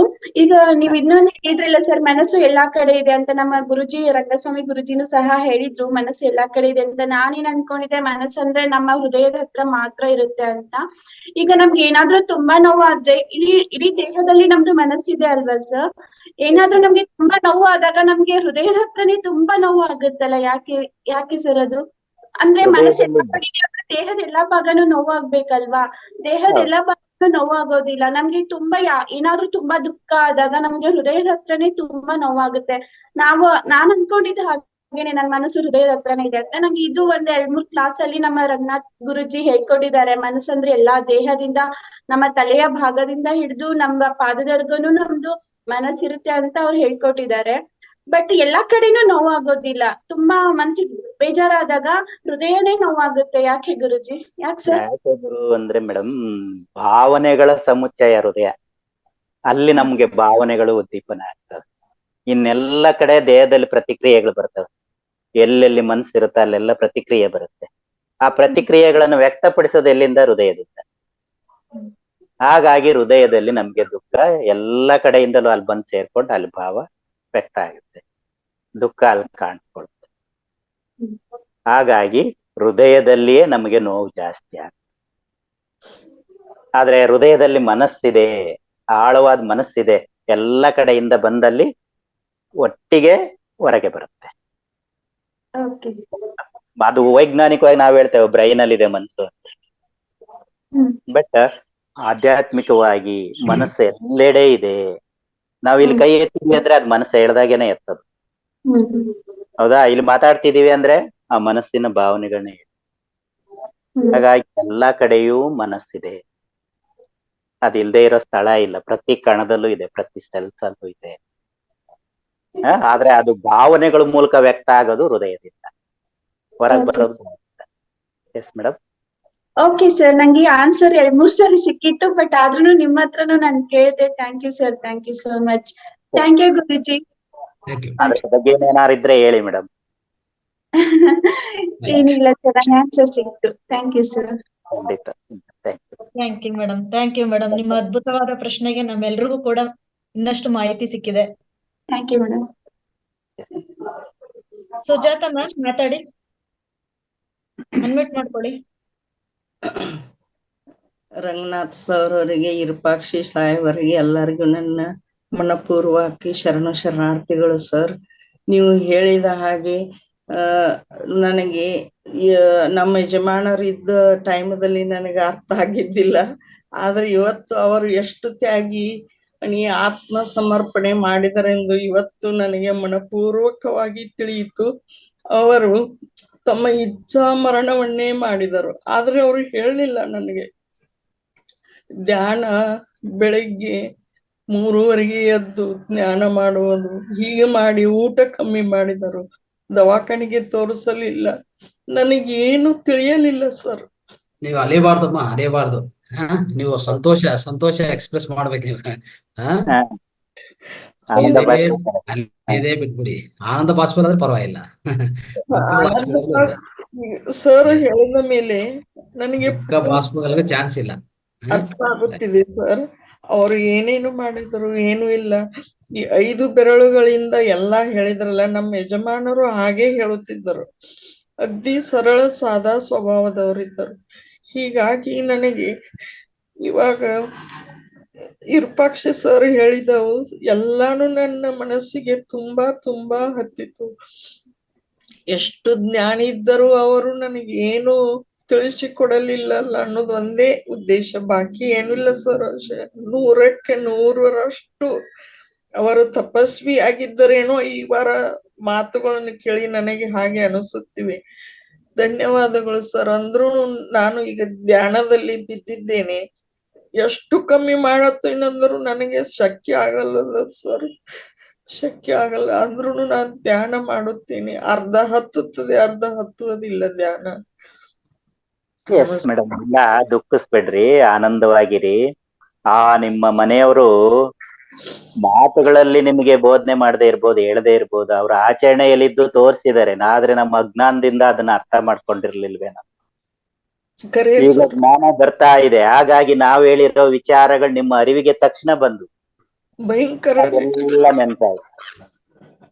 ಹಾಗಾಗಿ ಈಗ ನೀವು ಆನಂದವಾಗಿ ತಿಳಿವಿನಿಂದ ನಿಮ್ಮವರು ಹೇಗೆ ಜೀವನ ಮಾಡ್ತಾ ಇದ್ರು ಅಂತ ಜೀವನದಲ್ಲಿ ನೀವು ಆನಂದವನ್ನ ಹೊಂದ್ತಾ ಬನ್ನಿ ಮೇಡಮ್.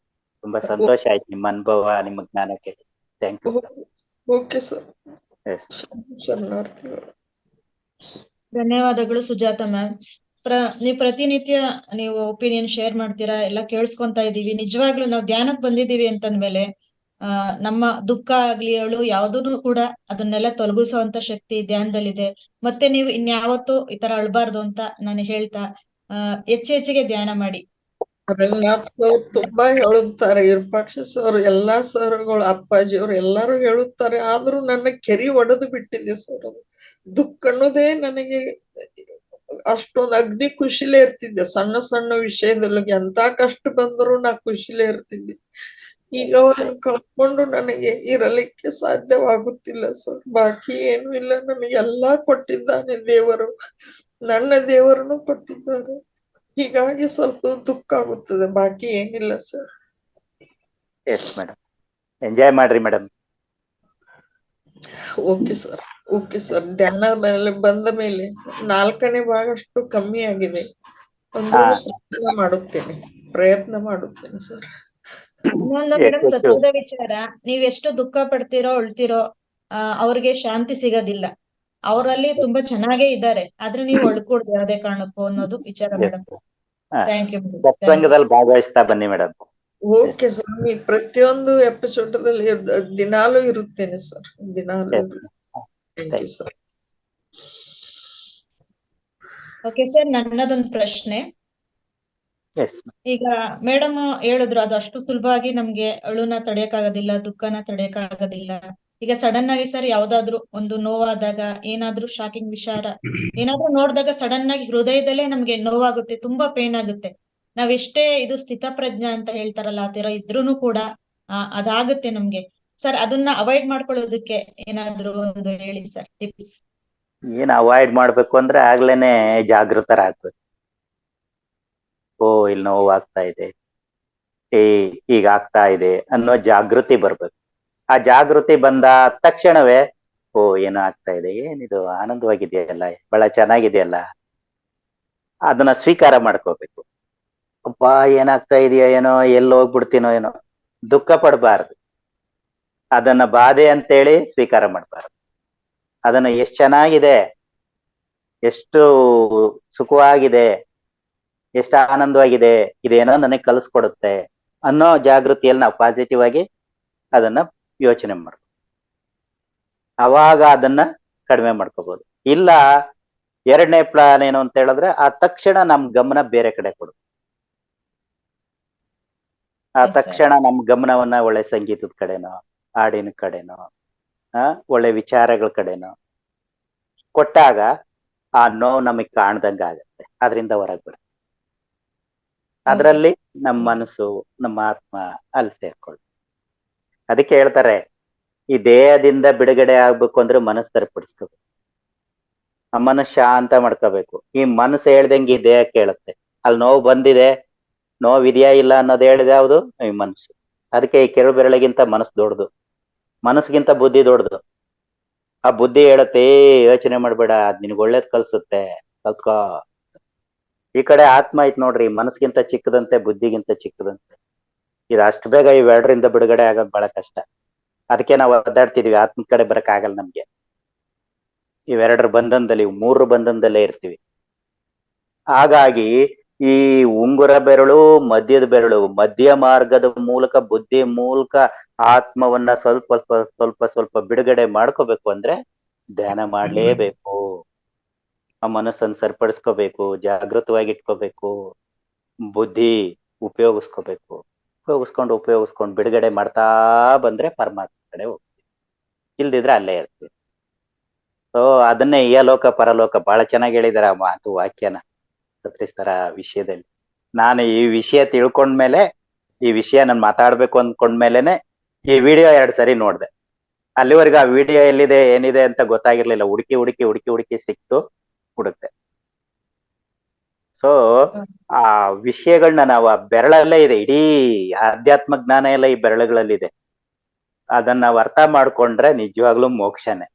ಆದ್ರೆ ಬರೀ ಅರ್ಥ ಮಾಡ್ಕೊಂಡ್ರೆ ಅಷ್ಟೇ ಸಾಲದು, ತಿಳ್ಕೊಂಡ್ರೆ ಅಷ್ಟೇ ಸಾಲದು. ಆಚರಣೆ ಮಾಡ್ಬೇಕು, ಆಚರಣೆ ತಂದ್ಕೋಬೇಕು. ಕಷ್ಟ ಇದೆ, ತುಂಬಾ ಕಷ್ಟ ಇದೆ ಮಾತ್ರ. ಅದನ್ನ ಒಪ್ತೀನಿ, ನಾನು ಕೂಡ ಒಪ್ತೀನಿ. ನಾನು ಅದ್ರಲ್ಲಿ ಇದ್ದೀನಿ, ಪ್ರಯತ್ನದಲ್ಲಿ ಇದ್ದೀನಿ ಅಷ್ಟೇ. ನಾನು ಇನ್ನೂ ಏನ್ ಪಡ್ಕೊಂಡಿಲ್ಲ. ಸೊ ಆ ಪ್ರಯತ್ನ ಮಾಡ್ತಾ ಮಾಡ್ತಾ ಮಾಡ್ತಾ ಮಾಡ್ತಾ ಹೋದಾಗ ಇವತ್ತಲ್ಲ ನಾಳೆ ಆ ಸ್ಥಿತಿ ತಲುಪ್ತೀವಿ. ಆ ಸ್ಥಿತಿ ಮುಖ್ಯ. ಆ ಸ್ಥಿತಿನೇ ಮೋಕ್ಷ ಸ್ಥಿತಿ. ಇಲ್ಲಿ ಸದಾ ಆನಂದದಲ್ಲಿ ಇದ್ವಿ ಅಂದ್ರೆ ಇದೇ ಮೋಕ್ಷ. ಇಲ್ಲಿ ಕಷ್ಟದಲ್ಲಿ ಇದೀವಿ ಅಂದ್ರೆ ಅದೇ ಬಂಧನ, ಅದೇ ಹಿಂಸೆ. ಹಾಗಾಗಿ ಇಲ್ಲಿ ದುಃಖದಿಂದ ಹೊರಗ್ ಬರೋದು ಅನ್ನೋ ಅರ್ಥ ಸರಿಯಾಗಿ ಗೊತ್ತಾಗ್ಬಿಟ್ರೆ ಅದೇ ಮೋಕ್ಷ. ಎಲ್ಲಿ ದುಃಖ ಪಡ್ತಿದೀವಿ ಅಲ್ಲಿ ಕಷ್ಟ ಇದೆ, ಅಲ್ಲಿ ಬಂಧನ ಇದೆ. ಎಲ್ಲಿ ಸುಖವಾಗಿದ್ದೀವಿ, ಎಲ್ಲಿ ಆನಂದವಾಗಿದ್ದೀವಿ, ಎಲ್ಲಿ ನೆಮ್ಮದಿಯಾಗಿದ್ದೀವಿ, ಅದೇ ಮೋಕ್ಷ. ಒಟ್ಟಲ್ಲಿ ನಾವು ಆಧ್ಯಾತ್ಮಿಕವಾಗಿ ಹೋಗ್ಬೇಕು ಅಂದ್ರೆ ಆತ್ಮಜ್ಞಾನ ಪಡಿಬೇಕು. ಆತ್ಮಜ್ಞಾನದಿಂದ ಬ್ರಹ್ಮಜ್ಞಾನ ಹೊಂದ್ಬೇಕು. ಬ್ರಹ್ಮಜ್ಞಾನ ಹೊಂದಿದಾಗ ಪರಿಪೂರ್ಣ ಮೋಕ್ಷ, ಹುಟ್ಟು ಸಾವುಗಳಿಂದ ಬಿಡುಗಡೆ ಅನ್ನೋದು ಪೂರ್ಣ ಆದಾಗೆ. ಅವರಾಗೆ ಬೇಕು ಅಂದ್ರೆ ಮತ್ತೆ ಅವತಾರ ತಗೋಬಹುದಷ್ಟೇ, ಇಲ್ದಿದ್ರೆ ಇಲ್ಲ, ಅಲ್ಲಿ ಆನಂದವಾಗಿ ಇರ್ತಾರೆ. ಹಾಗಾಗಿ ಈ ಪಾಯಿಂಟ್ ಬಹಳ ಚೆನ್ನಾಗಿದೆ. ವಿಷಯ ಆಯ್ಕೆ ಮಾಡ್ಕೊಂಡಿದ್ದಕ್ಕೆ, ಆಯ್ಕೆ ಮಾಡ್ಕೊಳಕ್ ಅವಕಾಶ ಕೊಟ್ಟಿದ್ದಕ್ಕೂ ಧನ್ಯವಾದ. ನನಗೊಂದಷ್ಟು ವಿಷಯಗಳು ಸಿಕ್ತು. Thank you. ಅಂದ್ರೆ ಸತ್ಯದ ಅರಿವಾದ್ರೆ ಮಾತ್ರ ಈ ಕಷ್ಟದಿಂದ ಪಾರಾಗ್ಬೋದು ಅಂತ ತಿಳಿಸ್ಕೊಟ್ಟಿದ್ದೀರಾ. Thank you sir. Mannappa sir ಮಾತಾಡಿ, ಅನ್ಮ್ಯೂಟ್ ಆಗಿದೆ, ಮಾತಾಡಿ. ನಮಸ್ಕಾರ ಸರ್, ವಿರೂಪಾಕ್ಷ ಸರ್. ನಮಸ್ತೆ. ಇವತ್ತಿನ ಕಾನ್ಸೆಪ್ಟ್ ಬಹಳ ಚೆನ್ನಾಗಿತ್ತು ಸರ್, ಬಹಳ ಸಂತೋಷ ಆಗೋಯ್ತು. ತುಂಬಾ ಧನ್ಯವಾದಗಳು ಸರ್ ನಿಮ್ಗೆ. ರಂಗನಾಥ್ ಸರ್, ತಮಗೂ ಅಷ್ಟೇ ಒಳ್ಳೊಳ್ಳೆ ವಿಚಾರಗಳನ್ನ ತಿಳಿಸ್ತಾ ಇದ್ದೀರಾ. ರಂಗನಾಥ್ ಸರ್, ತಮಗೂ ಸಹ ತುಂಬಾ ಧನ್ಯವಾದಗಳು.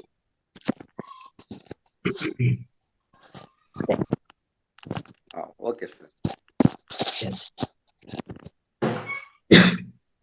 Okay, thank you sir. Thank you madam. Thank you Ranganath sir. Thank you sir. ಎಲ್ರಿಗೂ ಧನ್ಯವಾದಗಳು. ಹಲವಾರು ಜನ ಬಹಳಷ್ಟು ವಿಷಯಗಳನ್ನ ಚರ್ಚೆ ಮಾಡಿದ್ರು, ಬಹಳಷ್ಟು ಅನುಭವಗಳನ್ನ ಹಂಚ್ಕೊಂಡ್ರು. ನನಗೆ ತುಂಬಾ ಸಂತೋಷ ಆಯ್ತು. ಅವಕಾಶ ಕೊಟ್ಟಕ್ಕೆ ಎಲ್ಲ ಕೇಳುಗರಿಗೆ ತುಂಬ ಹೃದಯದ ಧನ್ಯವಾದಗಳು. ಧನ್ಯವಾದಗಳು ಸರ್. ರೈಟ್. ಸೊ ಸ್ನೇಹಿತರೆ, ಆತ್ಮೀಯರೇ, ಇಷ್ಟುವರೆಗೂ ಅದ್ಭುತವಾದ ಸತ್ಸಂಗವನ್ನು ನಡೆಸ್ಕೊಂಡಿದೀವಿ. ಸೊ ಜ್ಞಾನ ಪಡೆದಿವಿ. ತದನಂತರ ಅದ್ಭುತವಾದ ಪ್ರಶ್ನೆಗಳು ಮತ್ತೆ ಅದಕ್ಕೂ ಉತ್ತರಗಳು ಸಿಕ್ತು. ಈ ಉತ್ತರಗಳಿಂದ ಈ ಏನೇನು ಜವಾಬುಗಳು ಸಿಕ್ಕಿದೆಯೋ ಪ್ರಶ್ನೆಗಳಿಗೆ, ಅದೇ ನಮಗೊಂದು ಅದ್ಭುತವಾದ ಜ್ಞಾನ ಆಯ್ತು. ಈಗ ಮತ್ತೊಂದು ತುಂಬಾ ಹೇಳ್ಬೇಕಂದ್ರೆ, ನಾವು ಇವತ್ತು ಈ ಕಾರ್ಯಕ್ರಮದಿಂದ ಹೆಚ್ಚು ಜ್ಞಾನದಿಂದ ತುಂಬಿಕೊಂಡಿವಿ ಅಂತ ಹೇಳ್ಬೋದು. ಅಂದ್ರೆ ಪ್ರಶ್ನೆಗಳೇ, ಒಂದೊಂದು ಪ್ರಶ್ನೆ ಒಂದು ಜ್ಞಾನ ಆಯ್ತು. ಸಾರ್ ಹೇಳೋದು ಪೂರ್ತಿ ಜ್ಞಾನ ಹೇಳಿದ್ದಾರೆ. ಆ ಜೊತೆಗೆ ಮತ್ತೆ ಹಲವಾದ ಪ್ರಶ್ನೆಗಳು ಮತ್ತೆ ಅದಕ್ಕೆ ಉತ್ತರಗಳು, ಆ ಉತ್ತರಗಳು ಸಹ ಒಂದೊಂದು ಉತ್ತರ ಒಂದೊಂದು ಅದ್ಭುತವಾದ ಜ್ಞಾನ ಆಯ್ತು. ಅದಕ್ಕೂ ಹೃದಯಪೂರ್ವಕ ಧನ್ಯವಾದ ನಾವು ಎಲ್ಲರೂ ತಿಳಿಸ್ತಾ ಇದ್ವಿ ಸರ್ಗೆ, ನಮ್ಮ ವಿರೂಪಾಕ್ಷ ಸರ್ಗೆ. ಸೊ ಸ್ನೇಹಿತರೆ, ಇನ್ನೊಂದು ಸ್ವಾಮಿ ಅವರು ಕೈ ಎತ್ತಿದ್ದಾರೆ. ಸ್ವಾಮಿನ ಅನ್ಮ್ಯೂಟ್ ಮಾಡಿ. ಸ್ವಾಮಿ ನಮಸ್ಕಾರ. ರಂಗನಾಥ್ ಸರ್ಗೆ ನಮಸ್ಕಾರ.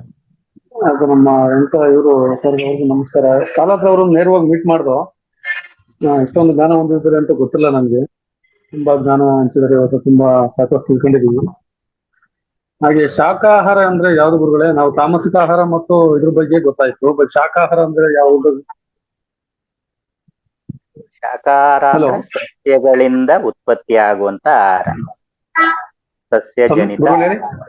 ಅಂದ್ರೆ ಸಸ್ಯವಾಗಿ, ಹಾ ಹಾ ಹಾ ಗಿಡಗಳಿಂದ, ಮರಗಳಿಂದ ಹಾ ಹಾ ಹಾ ಹಾ ಹಾ ಪಡಿತಕ್ಕಂತ ಎಲ್ಲಾ ರೀತಿಯ ಆಹಾರ. ವಿಶೇಷವಾಗಿ ಸಸ್ಯ ರಾಶಿ ಸಾಕಷ್ಟಿದೆ. ಸೊಪ್ಪು, ತರಕಾರಿ, ಹಣ್ಣು, ಹಂಪ್ಲು, ದವಸ, ಧಾನ್ಯ ಹಾ ಹಾ ಇವೆಲ್ಲ ಇವುಗಳನ್ನೇ ಹಿತಮಿತವಾಗಿ ಬಳಸಿದ್ದೇ ಆದ್ರೆ ಖಂಡಿತ ಹಾ ಹಾ ನಾವು ಸಂಪೂರ್ಣ ಆರೋಗ್ಯ, ಸಂಪೂರ್ಣ ಸ್ವಾಸ್ಥ್ಯವನ್ನ ಹೊಂದುತ್ತೇವೆ. ಅದನ್ನ ಬಿಟ್ಟು ನಾವು ಬೇರೆ ಬೇರೆ ರೀತಿಯ ಮಾಂಸಾಹಾರ ಅಂದ್ರೆ ಪ್ರಾಣಿಗಳ ಆಹಾರ ತಗೊಂಡ್ರೆ ಅದು ನಮಗೆ ಹಾ ಹಾ ಈ ತಮೋ ಗುಣಗಳು ಹೆಚ್ಚಾಗ್ಲಿಕ್ಕೆ ಕಾರಣ, ಹಾ ಹಾ ರಜೋ ಗುಣಗಳು ಇನ್ನೂ ಹೆಚ್ಚಾಗ್ಲಿಕ್ಕೆ ಕಾರಣ. ಅಂದ್ರೆ ಈಗ ತಮೋ ಗುಣ ಅಂದ್ರೇನು? ಸೋಮಾರಿತನ ಅಥವಾ ಉದಾಸೀನ, ಒಂಥರ ಹೌದು ಸರ್. ದಡ್ಡತನ, ಇದ್ದಲ್ಲಿಯೇ ಹೌದು ಸರ್. ಈ ತರ ಎಲ್ಲ ಹೌದು ಇರುತ್ತೆ. ರಜೋಗುಣ ಅಂದ್ರೆ ಏನಾಗುತ್ತೆ? ಒಂದ್ ಸ್ವಲ್ಪ ಧೈರ್ಯ, ಉತ್ಸಾಹ, ಹೆಸರು ಹಾ ಪಡಿಬೇಕು, ಹಾ ಬೇಕು, ಹೌದು ಸರ್. ಹಠ, ಛಲ, ಅಹಂಕಾರ, ದರ್ಪ ಇಂಥವೆಲ್ಲ ಬರ್ತವೆ. ನಾನ್ ಹೌದು ಸರ್. ತೋರಿಸ್ಬೇಕು. ಹೌದು ಸರ್. ಹೌದು. ಸಾತ್ವಿಕ ಗುಣ ಬರ್ಬೇಕು ಅಂದ್ರೆ ಶಾಕಾಹಾರಿ, ಓಕೆ. ಅಂದ್ರೆ ದಯೆ, ಕರುಣೆ, ಪ್ರೀತಿ, ಅನುಕಂಪ, ಸ್ನೇಹ, ವಿಶ್ವಾಸ, ನಂಬಿಕೆ ಹಾ ಇಂಥ ಹಾ ಹಾ ಒಳ್ಳೆ ಬರ್ಬೇಕು ಅಂದ್ರೆ ಸಸ್ಯಾಹಾರಿಗಳೇ ಆಗ್ಬೇಕು, ಸಾತ್ವಿಕರಾಗಿಯೇ ಬದುಕಬೇಕು, ಒಳ್ಳೆಯವರಾಗಿಯೇ ಹೌದು ಜೀವಿಸಬೇಕು. ಇನ್ನೂ ನೀವು ಸಹ ಶಾಕಾಹಾರದೊಂದಿಗೆ ಫಲಾಹಾರಕ್ಕೆ ಬರ್ರಿ, ಫಲಾಹಾರದಿಂದ ಶ್ವಾಸಾಹಾರಕ್ಕೆ ಬರ್ರಿ. ಶ್ವಾಸಾಹಾರವೇ ಹೌದು ಅಮೃತಾಹಾರ, ಸಂಪೂರ್ಣ ಆತ್ಮಸ್ವರೂಪರು, ಬ್ರಹ್ಮಸ್ವರೂಪರು. ಆ ಶ್ವಾಸಾಹಾರದಿಂದಾಗಲೇ ನಾವು ನಮ್ಮ ದೇಹವನ್ನ ಇಚ್ಛಾ ಮರಣಕ್ಕೆ ತಂದ್ಕೋಬಹುದು. ಇಲ್ದಿದ್ರೆ ಖಂಡಿತ ಸಾಧ್ಯ. Correct sir, correct. ತುಂಬಾ ಜ್ಞಾನವನ್ನು ಕೊಟ್ಟಿದ್ರ, ಒಳ್ಳೆ ತಿಳುವಳಿಕೆಯನ್ನು ಕೊಟ್ಟಿದ್ರ, ತಮಗೆ ಧನ್ಯವಾದಗಳು ಸರ್, ಧನ್ಯವಾದಗಳು. ಹಾಗೂ ರಂಗನಾಥ್ ಸರ್ ತುಂಬಾ ಧನ್ಯವಾದಗಳು. ಅವರು ನೇರವಾಗಿ ಮೀಟ್ ಮಾಡಿದ್ದು ನಮ್ಗೆ ಆ ಭಗವಂತನ ನೋಡ್ದಂಗ ಆಯ್ತು. ನಾನು ಅವತ್ತು ನೈಟ್ ನೋಡ್ಬೇಕು ಅಂತ ತುಂಬಾ ಕಾತರವಾಗಿ ಕಾದ್ರು ಸಹ ಅವ್ರ ನೈಟ್ ಸಿಗ್ಲಿಲ್ಲ. ಮಾರನೇ ಬೆಳಿಗ್ಗೆ ಕೇಳ್ಕೊಂಡ್ ಬಂದೆ. ಅವ್ರು ನೋಡಿದ್ ಎಷ್ಟು ಸಂತೋಷ ಆಯ್ತು ಅಂದ್ರೆ ಅಷ್ಟೇ ಸಂತೋಷ ಆಯ್ತು. ಆಮೇಲೆ ಪತ್ರಿಜಿ ಅಮ್ಮನವರಾಗ್ಲಿ, ಅವ್ರ ಮಗಳಾಗ್ಲಿ, ಅವ್ರನ್ನ ಎಲ್ಲದಕ್ಕಿಂತ ತುಂಬಾ ನಾನು ಅವ್ರು ಮಾತಾಡ್ಸ್ಬೇಕು, ನಿದ್ಗಣ್ಣಾಗ ಎದ್ದು ಹೋಗಿ ಮಾತಾಡ್ಸ್ಬೇಕು ಅನ್ನೋ ಭಾರಿ ಕಾತರ ಇತ್ತು ಸರ್. ಅವ್ರು ಎಷ್ಟೋ ನಮ್ಮ ಜನ್ಮದ ಪಾಪ ಕರ್ಮಗಳು ಕಲಿತೇವೆ ಅವ್ರನ್ನ ಮಾತಾಡ್ಸಿದೆ ಒಂದು ಅವರಲ್ಲಿ ಅನ್ನ ತುಂಬಾ ಇತ್ತು. ಅವತ್ತು ಲಾಸ್ಟ್ಗೆಲ್ಲ ಧ್ಯಾನ ಮುಗಿದು ಸ್ಟೇಜ್ ಮೇಲೆ ಅವರು ಎಲ್ಲ ಹೋಗಿ ಇರೋವರೆಗೂ ಲಾಸ್ಟ್ ಕಾದು ಅವ್ರ ಪಾದ ಮುಟ್ಟಿ ನಮಸ್ಕಾರ ಮಾಡಿ, ಅವ್ರಿಗೆ ನಮಸ್ಕಾರ ಮಾಡಿ ಮಾತಾಡ್ಸ್ದಾಗ ಎಷ್ಟೋ ಮನ್ಸು ಹೊರ ಆಯ್ತು ಸರ್. ಅಷ್ಟೊಂದು ಪುಣ್ಯವಂತರು ಆಶೀರ್ವಾದ ನನ್ನ ಮೇಲಿದ್ದು, ಎಷ್ಟೋ ಜನ್ಮದ ಪುಣ್ಯ ಅಂತ ಹೇಳ್ತಾರೆ. ಚೆನ್ನಾಯ್ತು ಸರ್. ತುಂಬಾ ಪಿರಮಿಡ್ ವ್ಯಾಲಿ ಅಂತೂ ಅದನ್ನ ಅನುಭವಿಸ್ಬೇಕು ಅಂದ್ರೆ ಜನ್ಮದ ಪುಣ್ಯ ಮಾಡಿರ್ಬೇಕು ಸರ್. ನಾನು ತುಂಬಾ ಜನಕ್ಕೆ ಹೇಳ್ತಾ ಇದ್ದೀನಿ ಸರ್ ಅದನ್ನ. ರಂಗನಾಥ್ ಸರ್ ಮಾತ್ರ ಅವರು ತುಂಬಾ ನಮ್ಗೆ ಇದು ಮಾಡ್ತಾರೆ ಸರ್. ಇನ್ನೂ ತುಂಬಾ ಧನ್ಯವಾದಗಳು. Thank you sir, thank you. Thank you Swamy sir. ನಿಮ್ಮ ಅನುಭವ ಹಂಚಿಕೆ ತುಂಬಾ ಚೆನ್ನಾಗಿತ್ತು. Thank you. ಗಣೇಶ್ ಸರ್ ಮಾತಾಡ್ತೀರಾ? ಕಿರಣ್ ಕುಮಾರ್. ಓಕೆ. ಕಿರಣ್ ಕುಮಾರ್ ಸರ್ ಮಾತಾಡಿ. ನಮಸ್ತೆ ಗುರುಗಳೇ. ನಮಸ್ತೆ, ಮಾತಾಡಿ. ನಮಸ್ತೆ ವಿರೂಪಾಕ್ಷ ಸರ್. ನಮಸ್ಕಾರ ಸರ್. ಸರ್ ನಮಸ್ತೆ. ನಿಮ್ಮ ಹಿತವಚನ ತುಂಬಾ ಚೆನ್ನಾಗಿತ್ತು ಸರ್. ನಿಮ್ಮ ನಮ್ಮ ಆತ್ಮದ ಬಗ್ಗೆ ತುಂಬಾ ಚೆನ್ನಾಗಿ ವಿವರಣೆ ಕೊಟ್ಟಿದ್ದೀರಾ. ನಾನು ರಮಣ ಮಹರ್ಷಿಗಳ ಇದು ಪ್ರಾಣಿ ಮಿತ್ರರು ಭಗವಾನರು ಅಂತ ಒಂದು ಬುಕ್ಸ್ ಇತ್ತು ಸರ್. ಅದನ್ನ ನಾನು ಓದಿದ್ದೀನಿ, ಇನ್ನೊಂದು ತುಂಬಾ ಇದೆ. ಅದು ಓದ್ತಾಗ ಏನು ಅಂತಂದ್ರೆ, ಸಕಲ ಚರಾಚರಗಳು ಸಹಿತ ಆತ್ಮರೂಪವೇ, ಎಲ್ಲವನ್ನೂ ಸಮದೃಷ್ಟಿಯಿಂದನೇ ನೋಡಬೇಕು. ಅವೆಲ್ಲ ನಮ್ಗೆ ಅದೊಂದು ಮನೋಭಾವ ಬಂದ್ರೆ ಎಲ್ಲರನ್ನೂ ಸಮದೃಷ್ಟಿಯಿಂದ ನೋಡ್ತೇವೆ. ಸರ್ ಕೇಳಿಸ್ತಾ ಇಲ್ಲ? ನೋಡ್ಬೇಕು, ಅವೆಲ್ಲರೂ ಆತ್ಮರೇ. ಒಂಥರ ಅದು ಒಂದು ಮೋಕ್ಷ. ಕೇಳಿಸ್ತದೆ ಸರ್? ಎಸ್ ಕೇಳಿಸ್ತಾ ಇದೆ, ಹೇಳಿ. ಕಟ್ ಆಗ್ತಾ ಇದೆ, ಸ್ವಲ್ಪ ಕಟ್ ಆಗ್ತಾ ಇದೆ ಕಿರಣ್ ಸರ್. ನೆಟ್ವರ್ಕ್ ಪ್ಲೇಸ್ ಬನ್ನಿ. ಇವಾಗ ಕೇಳಿಸ್ತದೆ ಮೇಡಮ್? ಮಾತಾಡಿ ಸರ್, ಮಾತಾಡಿ. ಸರ್, ಎಲ್ಲಾ ಪ್ರಾಣಿಗಳು ಅಂದ್ರೆ ಸಕಲ ಚರಾಚರಗಳು ಮತ್ತೆ ಎಲ್ಲಾದ್ರಲ್ಲೂ ಸಹಿತ ಆತ್ಮ ಸ್ವರೂಪರೇ. ಅವ್ರಿಗೆಲ್ಲರನ್ನು ಒಂದೇ ಸಮ ರೀತಿಯಲ್ಲಿ ನೋಡ್ಬೇಕು ಅಂತ ಅನ್ಬಿಟ್ಟು ರಮಣ ಮಹರ್ಷಿಗಳು ಹೇಳಿದ್ದಾರೆ. Yes sir. ಹೌದು, ಅದನ್ನೇ ನಾವೇನಂದ್ರೆ ಯಾರಲ್ಲೂ ಭೇದ ಭಾವ ತೋರಿಸ್ಬಾರ್ದು. ಈವನ್ ಒಂದು ಪ್ರತಿ ಚಿಕ್ಕ ಪಾರಿವಾಳ ಆಗಿರ್ಬೋದು, ಬೆಕ್ಕುಗಳಾಗಿರ್ಬೋದು, ನಾಯಿಗಳಾಗಿರ್ಬೋದು, ಅವೆಲ್ಲರೂ ಸಹಿತ ಆತ್ಮ ಸ್ವರೂಪರೇ. ಎಲ್ಲರನ್ನೂ ಪ್ರೀತಿಯಿಂದ ನೋಡ್ಬೇಕು. ಎಲ್ಲರನ್ನೂ ಪ್ರೀತಿಯಿಂದ ನೋಡಿದಾಗ ಅದೊಂದು ಸಮಚಿತ್ತ ಬರುತ್ತೆ ನಮ್ಗೆ. ಆ ಸಮಚಿತ್ತ ಬಂದಾಗ ಭಗವಂತನ ಕರುಣೆ ನಮ್ಗಾಗತ್ತೆ ಅಂತ ಅನ್ಸುತ್ತೆ. ರೈಟ್. ಸತ್ಯ ಸರ್, ಧನ್ಯವಾದ ವಿಷಯ. ಒಳ್ಳೆ ಪುಸ್ತಕ ಓದ್ತಾ ಇದ್ರಿ, ಒಳ್ಳೆ ಜ್ಞಾನ. ತುಂಬಾ ಧನ್ಯವಾದಗಳು. ಒಳ್ಳೆ ಜ್ಞಾನ. ಅದನ್ನೇ ಭಗವದ್ಗೀತೆಯಲ್ಲಿ ಒಂದು ಶ್ಲೋಕದಲ್ಲಿ ಹೇಳ್ತಾರೆ, ಪ್ರಾಣಾಯಾಮಂ ಪ್ರತ್ಯಾಹಾರಂ ನಿತ್ಯಾನಿತ್ಯ ವಿವೇಕ ವಿಚಾರಂ ಜಾಪ್ಯ ಸಮೇತ ಸಮಾಧಿ ವಿಧಾನಂ ಕುರು ಅವಧಾನಂ ಮಹದವಧಾನಂ. ಕುರು ಅವಧಾನಂ ಮಹದವಧಾನಂ ಅಂದ್ರೆ ಇಲ್ಲಿ ಬಹಳ ಚೆನ್ನಾಗಿ ಹೇಳ್ತಾರೆ. ಪ್ರಾಣಾಯಾಮ ಧ್ಯಾನ ಮಾಡು, ಶ್ವಾಸದ ಮೇಲೆ ಗಮನ ಕೊಡೋ ಅಭ್ಯಾಸ ಮಾಡು. ಪ್ರತ್ಯಾಹಾರಂ, ಪ್ರತ್ಯಾಹಾರ ಅಂದ್ರೆ ಏನು? ಕಾಸ್ಮಿಕ್ ಎನರ್ಜಿ ತಗೊಳ್ತೀಯ, ನಿನ್ನೊಳಗಿನ ಶಕ್ತಿಯನ್ನ ನೀನು ಹೆಚ್ಚು ಮಾಡ್ಕೊಳ್ತಾ ಬರ್ತೀಯ. ಹಾಗೇನೆ ಅವ್ರು ಮುಂದುವರೆದು ಏನ್ ಹೇಳ್ತಾರೆ, ನಿತ್ಯಾನಿತ್ಯ ವಿವೇಕ ವಿಚಾರಂ, ಒಳ್ಳೆಯ ವಿಚಾರಗಳನ್ನೇ ಚಿಂತನೆ ಮಾಡು, ಒಳ್ಳೆಯ ವಿಚಾರಗಳನ್ನೇ ಕೇಳು, ಅವುಗಳ ಬಗ್ಗೆ ಮಾತ್ರ ತಿಳ್ಕೊ. ಹಾಗೇನೆ ಜಾಪ್ಯ ಸಮೇತ, ಯಾವಾಗ ಈ ಮೂರನ್ನ ಶ್ವಾಸದ ಮೇಲೆ ಗಮನ ಕೊಡ್ತೀಯ, ಹೆಚ್ಚೆಚ್ಚು ಕಾಸ್ಮಿಕ್ ಎನರ್ಜಿ ತಗೊಳ್ತೀಯ, ಹೆಚ್ಚೆಚ್ಚು ಶಾಶ್ವತವಾದ ವಿಚಾರಗಳನ್ನ ವಿಚಾರ ಮಾಡ್ತೀಯ, ನಿರಂತರವಾಗಿ ಜಾಪ್ಯ ಸಮೇತ ಅಂದ್ರೆ ಜಪದ ಸಮೇತ, ಜಪದ ರೀತಿಯಲ್ಲಿ. ಜಪ ಅಂದ್ರೇನು? ನಿರಂತರವಾಗಿ ಮಾಡ್ತಾ ಮಾಡ್ತಾ ಮಾಡ್ತಾ ಮಾಡ್ತಾ ಪದೇ ಪದೇ ಮಾಡೋದು. ನಿರಂತರವಾಗಿ ಸಾಧನೆಗಳನ್ನ ಮಾಡ್ತಾ ಮಾಡ್ತಾ ಮಾಡ್ತಾ ಮಾಡ್ತಾ ಬಂದ್ರೆ ಸಮಾಧಿ ಸ್ಥಿತಿ ಅಂದ್ರೆ ಸಮಾಧಾನ ಚಿತ್ತನಾಗಿರ್ತೀಯ, ಎಲ್ಲವನ್ನ ಆನಂದವಾಗಿ ಸ್ವೀಕರಿಸ್ತೀಯ, ಎಲ್ಲವೂ ದೈವತ್ವವೇ ಅಂತ ಸ್ವೀಕರಿಸ್ತೀಯ, ಎಲ್ಲವೂ ಆತ್ಮಸ್ವರೂಪ ಅಂತ ಸ್ವೀಕರಿಸ್ತೀಯ. ಯಾವುದು ಹೆಚ್ಚಲ್ಲ, ಯಾವ್ದು ಕಡಿಮೆ ಅಲ್ಲ, ಯಾರು ಶ್ರೇಷ್ಠ ಅಲ್ಲ, ಯಾರು ಕನಿಷ್ಠ ಅಲ್ಲ, ಪ್ರತಿಯೊಬ್ರು ವಿಶೇಷವೇ, ಪ್ರತಿಯೊಬ್ರು ಆತ್ಮಸ್ವರೂಪರೇ. ಪ್ರತಿ ವಸ್ತುವು ಕಣ ಕಣದಲ್ಲೂ ಏನಿದೆ, ಆತ್ಮ ಇದೆ. ಅದಕ್ಕೊಂದು ಉದಾಹರಣೆ ಕೊಡ್ತಾರೆ. ಸಮುದ್ರ ಇದೆ, ಸಮುದ್ರದಲ್ಲಿ ಒಂದು ಬೊಕ್ಸೆ ನೀರ್ ತಗೊಂಡ್ ಪಕ್ಕಕ್ಕೆ ಇಟ್ಕೊಂಡ್ರೆ ಆ ನೀರ್ ಬೇರೆ, ಸಮುದ್ರದ ನೀರ್ ಬೇರೆ ಅಂತ ಏನಾರು ಇದೆಯಾ? ಏನಿಲ್ಲ. ಈ ಬೊಕ್ಸೆ ನೀರಲ್ಲಿ ಏನೇನಿದೆ ಅದೆಲ್ಲವೂ ಎಲ್ಲಿದೆ? ಸಮುದ್ರದಲ್ಲೇ ಇದೆ, ಸಮುದ್ರ ನೀರಲ್ಲೇ ಇದೆ. ಸೊ ಎಲ್ಲವೂ ಪರಮಾತ್ಮವೇ, ಪರಮಾತ್ಮ ಸ್ವರೂಪವೇ, ಪರಮಾತ್ಮನ ಒಂದು ಅಂಶವೇ. ಅದನ್ನ ಬಿಟ್ಟು ನಾವಿಲ್ಲ, ನಾವು ಬಿಟ್ಟು ಪರಮಾತ್ಮ ಇಲ್ಲ.